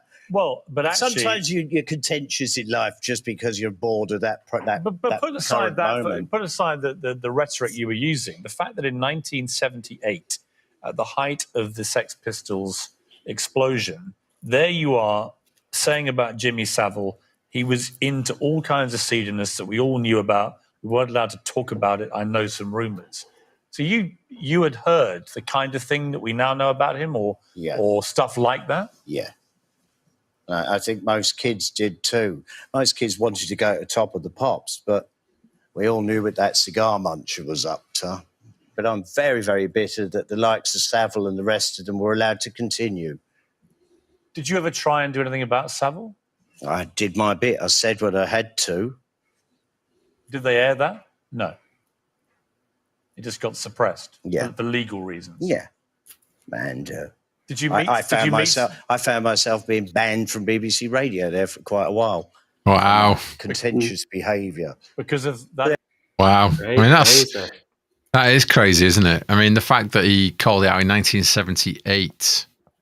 In the probably height of what he was doing. And they hit it. I mean, that's just... Well, that's what they do.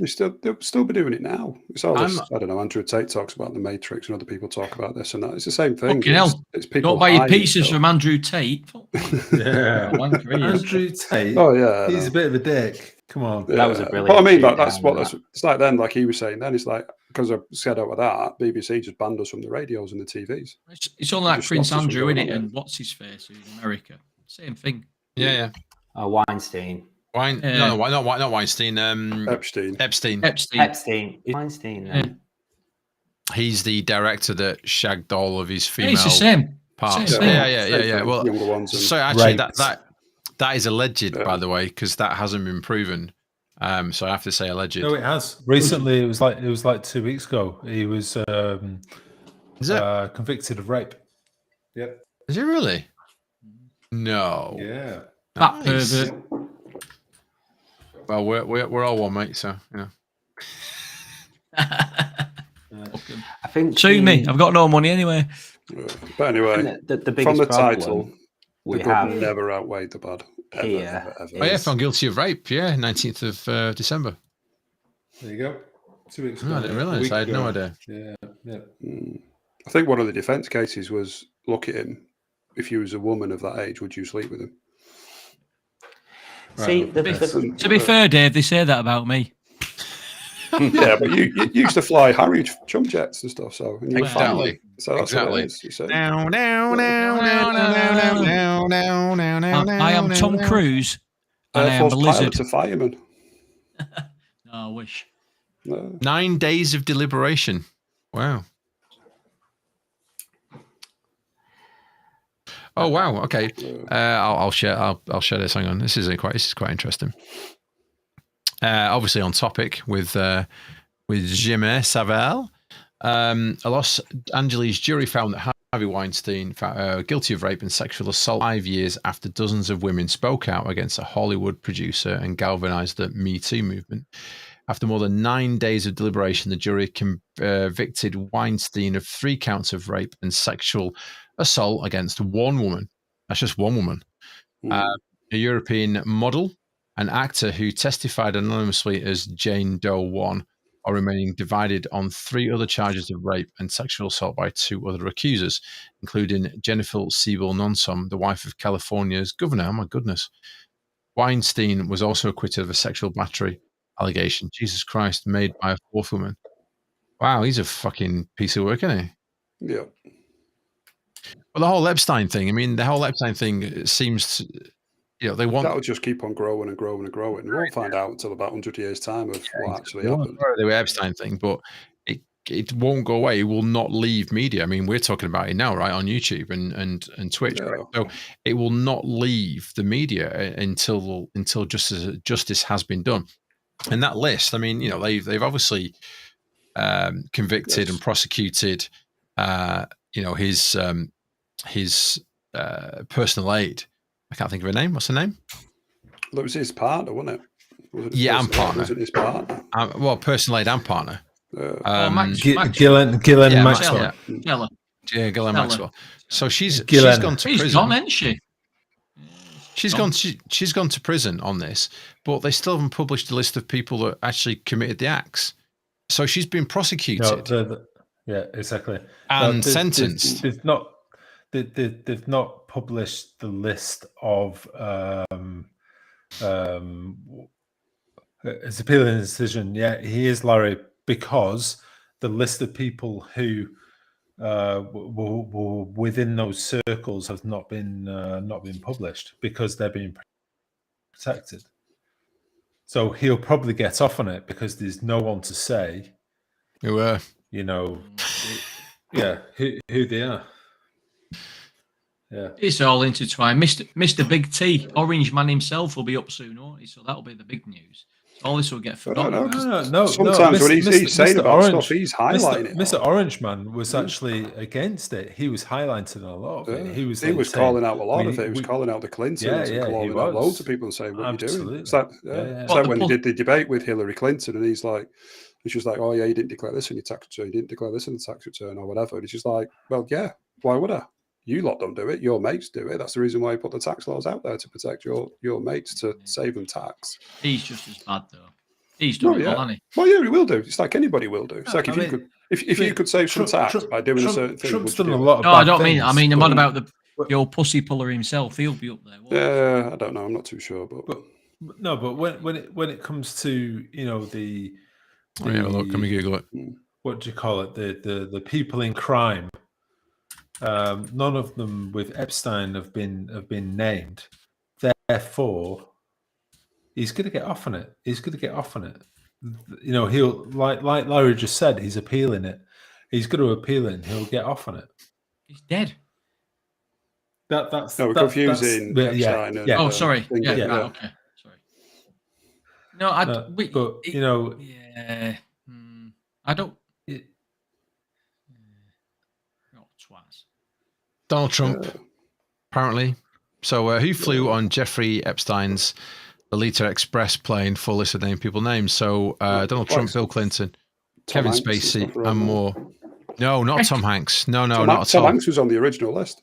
Yeah. No. Tom Hanks crashed and was on an island for a year. He's and then he playing on the way back. He landed it on the Wilson. I've got a picture of Wilson somewhere on my phone.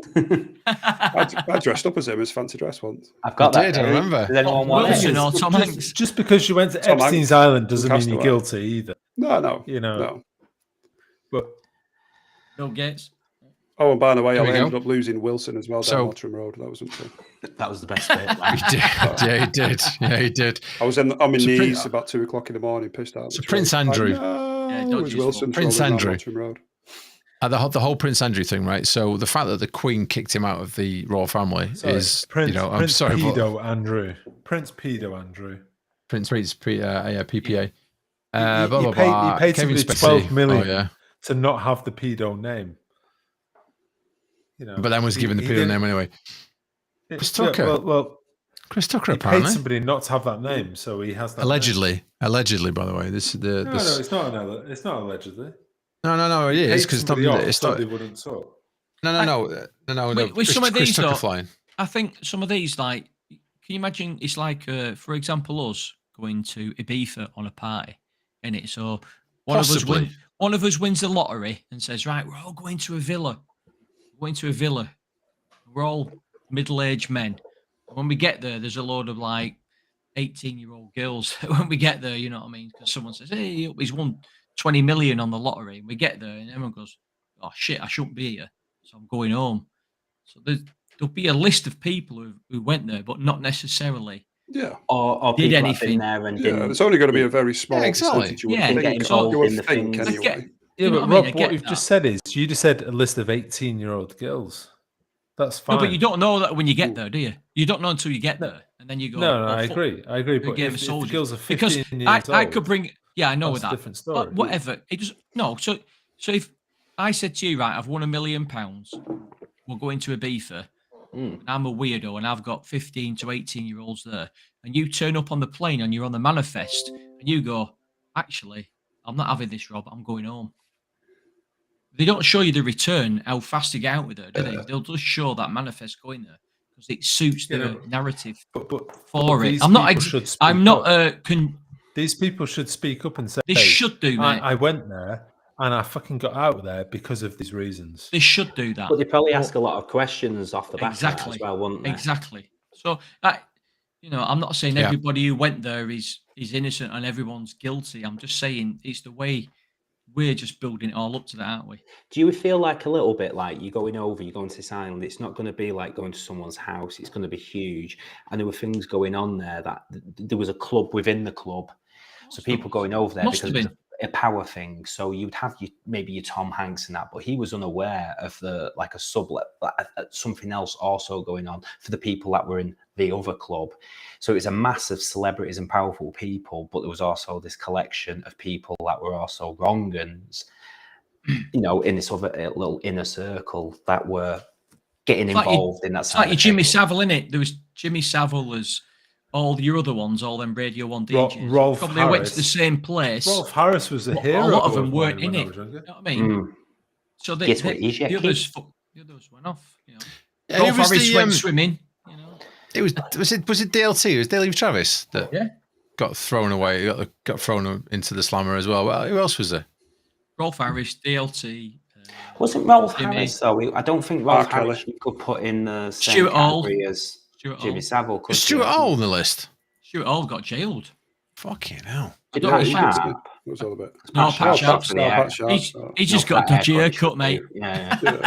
My sister went on a flight once and she sat next to Pat Sharp. Has anybody watched that? Hang on, Dave. Sorry, just to be very clear, Pat Sharp was not on that list and was not accused of any. Yeah, thank you. Just to make sure that's very clear. Okay, Pat Sharp is just accused of having a dodgy haircut since Lamal days. Spicy if we all get arrested. The twins. I know, because this is in my name. Pat Sharp, please. Has anyone seen that I literally just told you?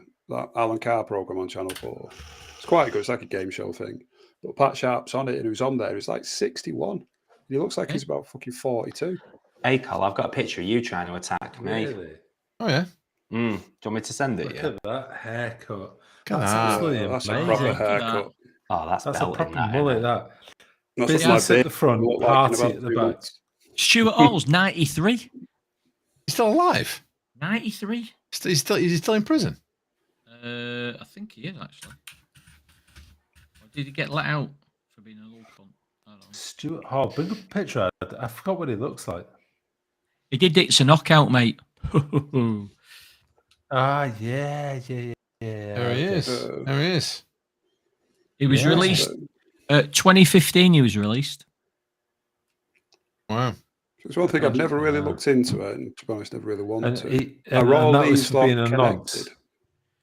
Was that for being a nonce? He used to do the radio, didn't he, though, Dave, for up here for football. So that's what I mean. There were all of them like Stuart Hall, Rolf Harris. All I've just sent on the group. Jimmy Savile. Was you attacking me? Are they all like linked and part of like a bit of a, I don't know, weird group? To be fair, mate, I think they were all together, weren't they, at the time? Message from me. It's not dick pic, is it? No, it's me dressed as Wilson. Clown. That's, if you don't know if you can see it, that's me. And then show them the next picture, Carl. I'm what Pennywise. You did to me. Show them what you did to me. Oh, no, because I was not, I did not go on Epstein's plane. Hang on. No, but you pulled them down. Then there's one of me there dressed as Thingamable Wilson. Wilson. The best bit is of that night. Still not got everyone over that. swap costumes. I've got more disturbing pictures where you're kissing Jigsaw. There you go. There's me with Wilson before I lost him. I love the fact he rolled down the road.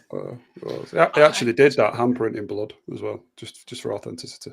And then as he shut the roll, we all went, Wilson. doing. Bye, Wilson. Bye, Wilson. There's a questionable bus stop scene, isn't there, as well? There is. I've got a question. I've got a question. Is one, is Larry still with us, and two, is Larry still following the conversation or not? Well, the question was he setting people up in Power Up? No, he was just a pervert. You can actually buy a Wilson ball. Yeah, it's cheap. Just buy a volleyball for the £5 and stick your handprint on it. And then cut your hand. Yeah. It was on the other day on Channel 5. That. I've never seen it. I've never seen it. It's a good film. It is a good film. I've never seen it all the way through. That bit with Sam and Cole where they went round Tesco's. Oh, have you got the video? Yeah, I've got the video. Do you want it? Sam on his trike. Can you email it me? Yeah, one sec. I'll grab it now. I can get it. I can get it on the. I can do it on here. So. I save all media, me. I know you do. You're very good at this. Yeah, like pulling your pants down. I don't remember doing that. But it takes 8 years for him to edit it. My lord. We still here? Yeah, he's still here. Larry's still with us. Larry's still here. Hardened fan is Larry.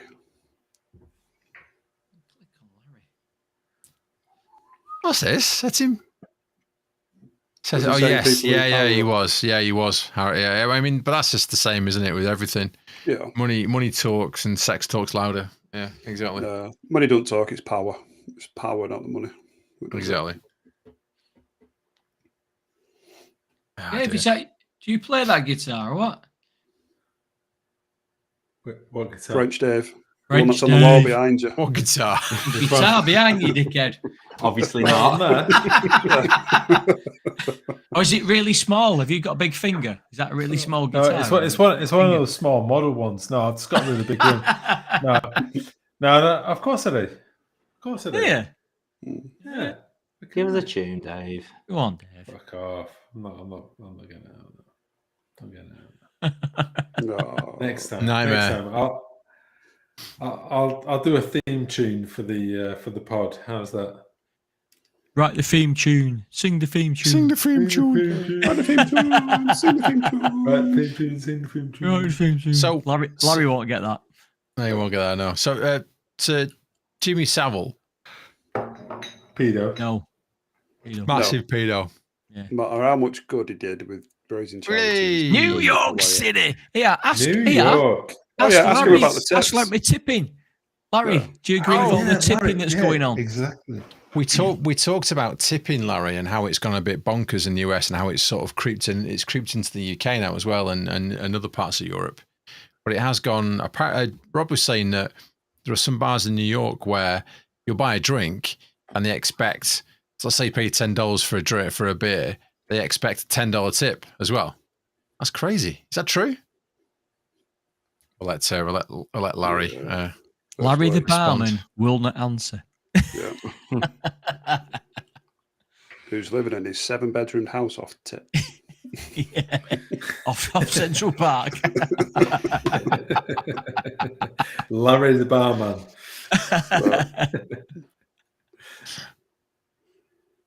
All the tension. So what did everybody get for Christmas then? Anything nice? I got some nice whiskey. Oh God, I dropped it. Nearly dropped it, mate. You did have some nice whiskey. So you can try some tomorrow, Dave. I got a looping pedal cool. for my electric guitar. You don't play guitar, Dave. Which is that? You said you don't play it. Plays a teeny tiny guitar. I do. Teeny tiny play guitar. It. I do. Yeah. It's a looping. By the way, it's a looping pedal's pedal big, for my guitar. Pedal's bigger than the guitar. Far away. Yeah. Go on, Big Dave. What did you get? Look at that. Me, I got some socks. I got some socks. Go get socks, mate. Some whiskey. Oh, we've got a rally driving. Go and drive a rally. Ooh, rally car. Nice. I've not done the rally driving before, so that'd be good. Oh, it's good. It's good. Where are you going? Alton Park? I don't know. Yeah, I've got to wait till my knee heals up so I can press the I clutch forgot you're a pedal. demic. Right. Well, yeah, we're like full of demics. Rob's got a knackered back. How's your back, Rob? Yeah, it's getting there, mate. Have you had your op or? Yeah, I had it in October. Oh, okay.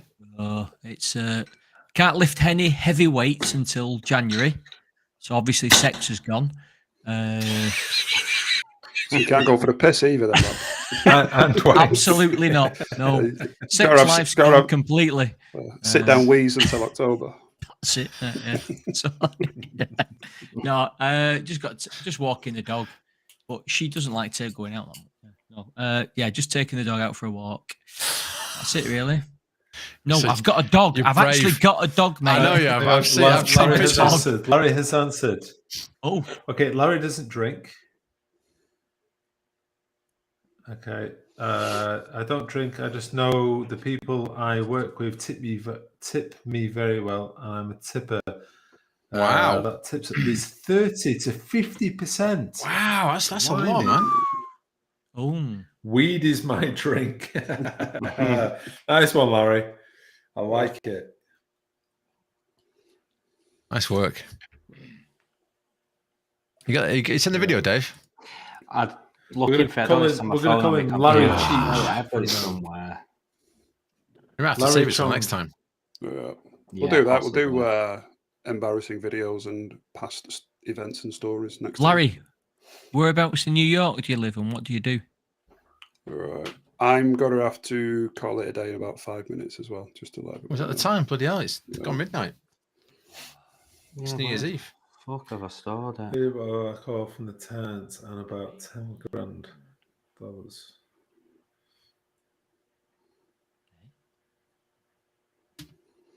Yeah, it might be on my computer. I'll dig it out for the next one.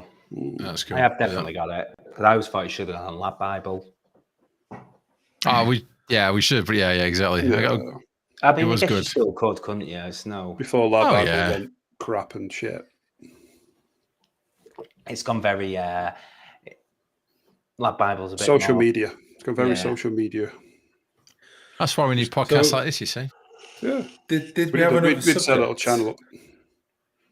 I've done really well. That's it. We're done. No, that was it. We're done. Is that it? Is that no more after shimmy? That's all I've drank. I've done so good. 2 subjects where nobody really wanted to speak about. What were they? It was the urinal one. Women get back in the kitchen.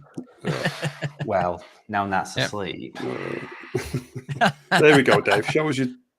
This is Dave. where we get the truth. The Nah, truth of what you want. We did quite a bit on tipping. That was good. Yeah. And then we talked about strikes. They ended up on 7.62 round ammo rounds and how much gunpowder's in HDMI bullet.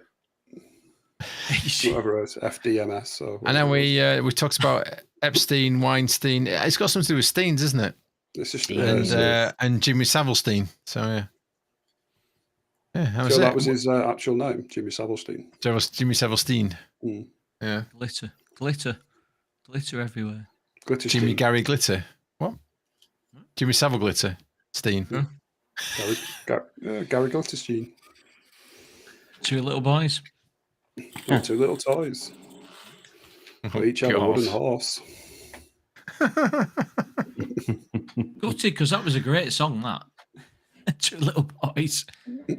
It makes a different meaning on it now, though, doesn't it? Yeah, but he didn't do that, did he? He sung it. He fiddled with his daughter's best mate, from what I remember. Yeah, but he sung a song, 2 little boys. No, he did, but I think he was prosecuted. They prosecuted him for something different.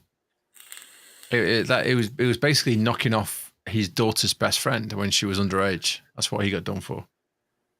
I think he did anyway. Hang on, double check that. Jesus, who are you talking about there? Gary Glitter? No, Rolf. Rolf. Oh my God. Can you guess what it is yet? It's me didgeridoo.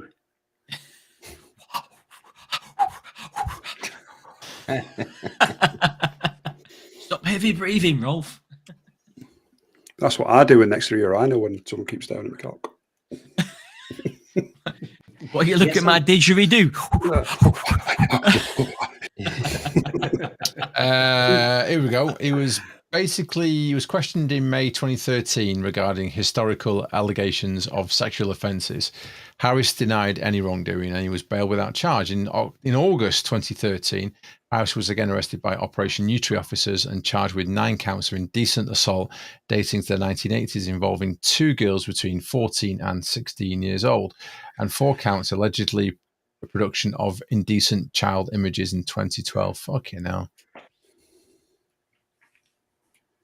He was sentenced to 5 years and 9 months in 2014, aged 84. Is he dead? He's due release, isn't he? He's due 92. No, he's still in prison. He's due out soon. He's due out soon, yeah. He's doing swimming lessons for people. Apparently, actually, one count that Harris indecently assaulted an 8-year-old a girl in Portsmouth. That was overturned in 2017. Here's one. How fast is time going at the moment? Fast. Because the universe is constantly expanding. It's fucking... Honestly, you say that, it's 5-6 years ago that now. It's like yesterday, isn't it? Boom. It's just weird. I was saying that to Mrs. of it. It's just like... Met her 20 odd years ago, and it seems like yesterday. It seems like a fucking lifetime, to be honest. But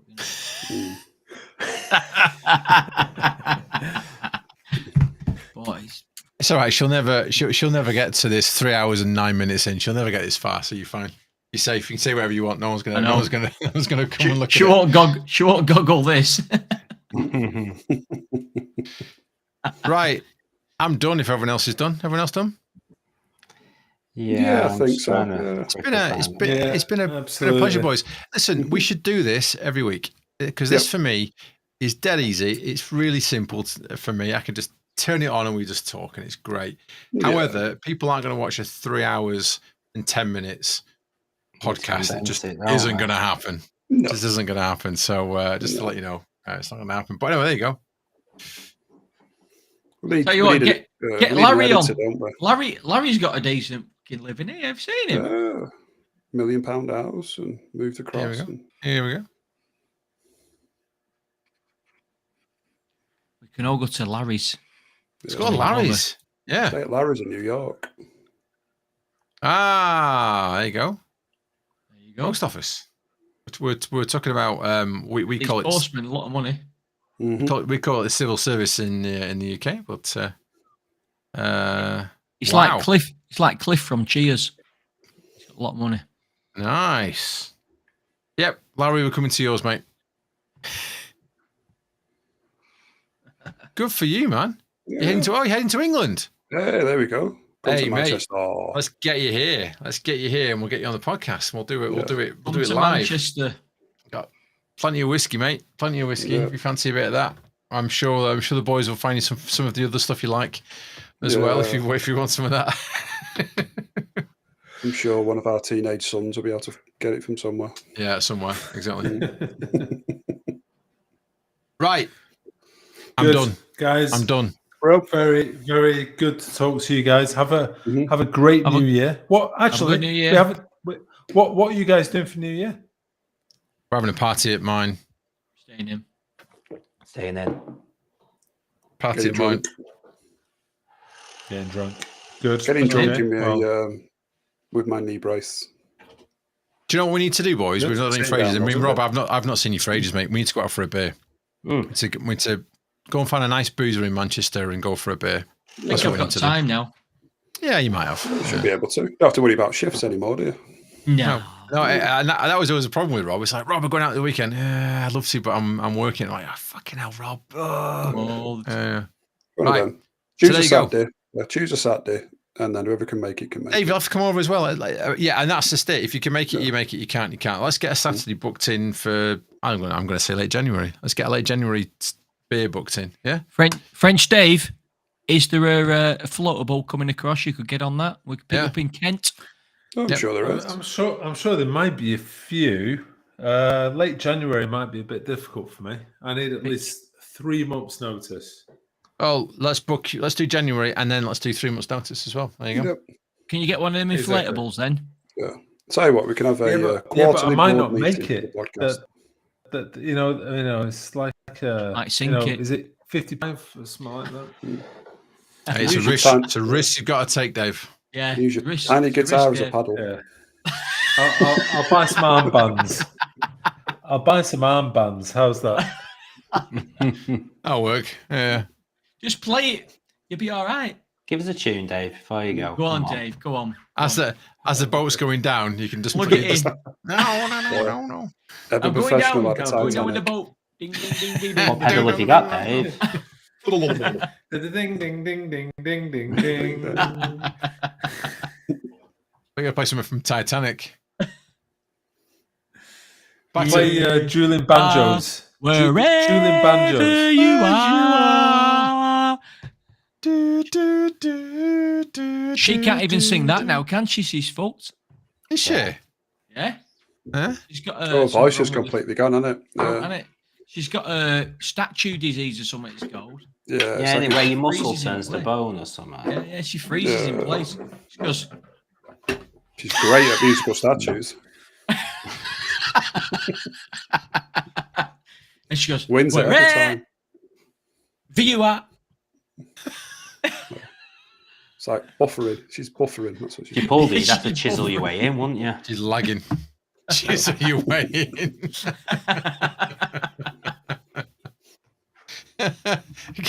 get the hairdryer out. Fucking hell. Hammer drill.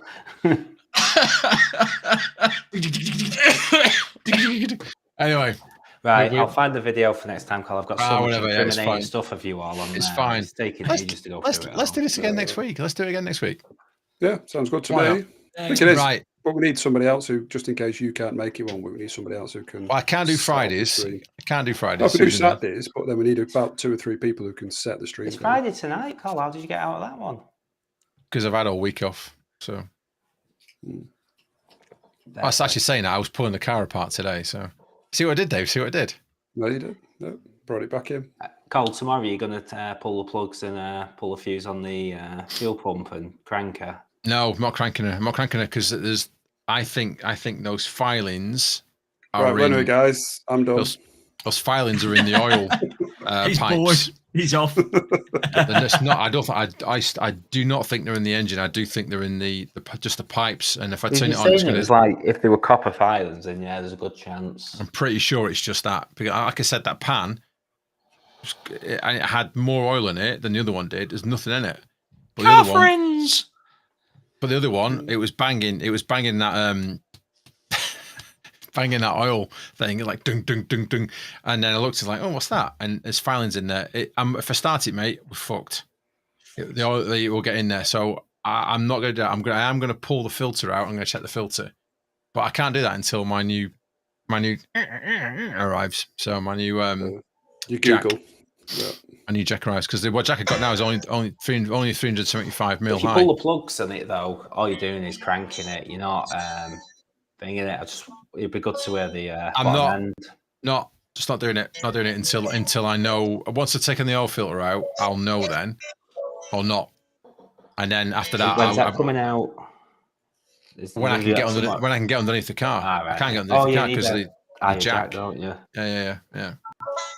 Christmas got in the way of this one, didn't it? What's that? Is Dave playing his guitar? Deliverance. Pubes by the look of it. It is Julian Banjos. I'm playing you out, guys. I'm playing you out. Happy New Year, Larry. Happy New Year. Happy New Year, Larry. Happy Happy New Year to Larry. everyone watching in YouTube and Twitter. We've got quite a few viewers today. Okay. So Happy New Year. How many did we get? Quite a few on. Really? We had at one stage we had over 300 people watching at one stage. Really? No, yeah, we did. No way. Lord. Listening to us, and then Dave started talking about bullets, and it went down to 3. But that was the CIA. Fucking communist. 3 times. There you go. Yeah, we've got quite a few on. Well, we did have people. I think a lot of people dropped and I'm guessing dropped and joined on. So we got people from on Twitch. We got people on YouTube. It's good. It's all good. So yeah, let's get it a regular New Year. Let's get it on every Saturday and why not? Different people each week. Why not? Or a Sunday or something. I don't know. Thursday, Wednesday, Tuesday, whatever. Saturdays is a good one because then it will always change because people have things on. So as long as you've got a couple of people who can set the stream. Sam can run this as well because he's run the Great Escape podcast as well. So Sam could do this as well. So where is he tonight? He's at the Caravan. He's in Wales. So.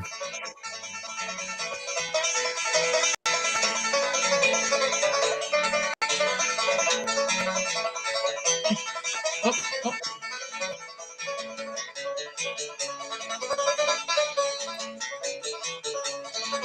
There you go.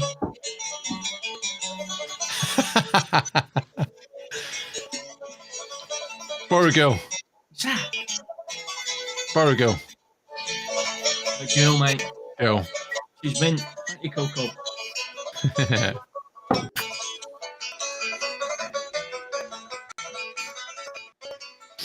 How's Lily anyway? I've not asked for up. How's Lily?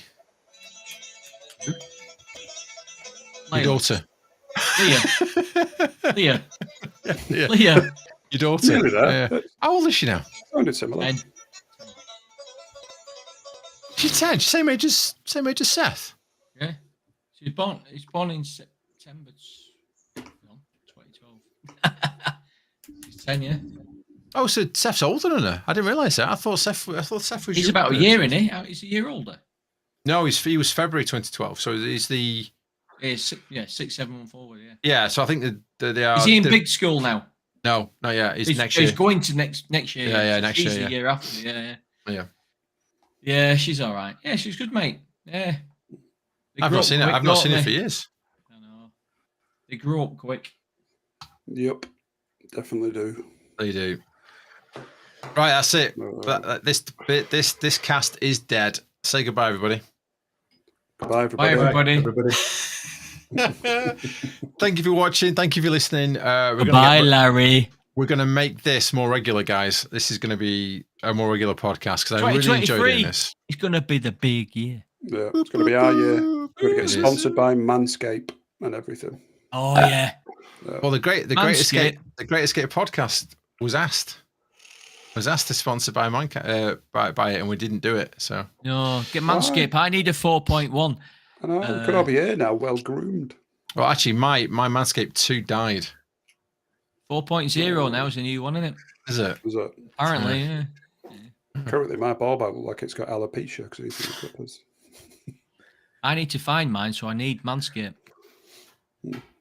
Manscaped, if you want to, this podcast is not sponsored by Manscaped, but if Manscaped would like to sponsor this podcast, then we'd all have really smoothy silk bollocks. If you're like me and not hit puberty yet, you've got them anyway.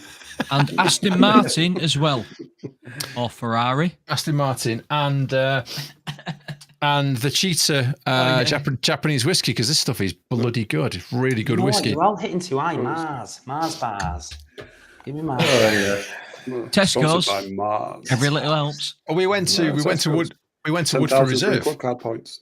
So legitimately, with the Great Escape podcast, we went to Woodford Reserve and said, "Listen, we talk about you guys every week. Would you do a little bit with us?"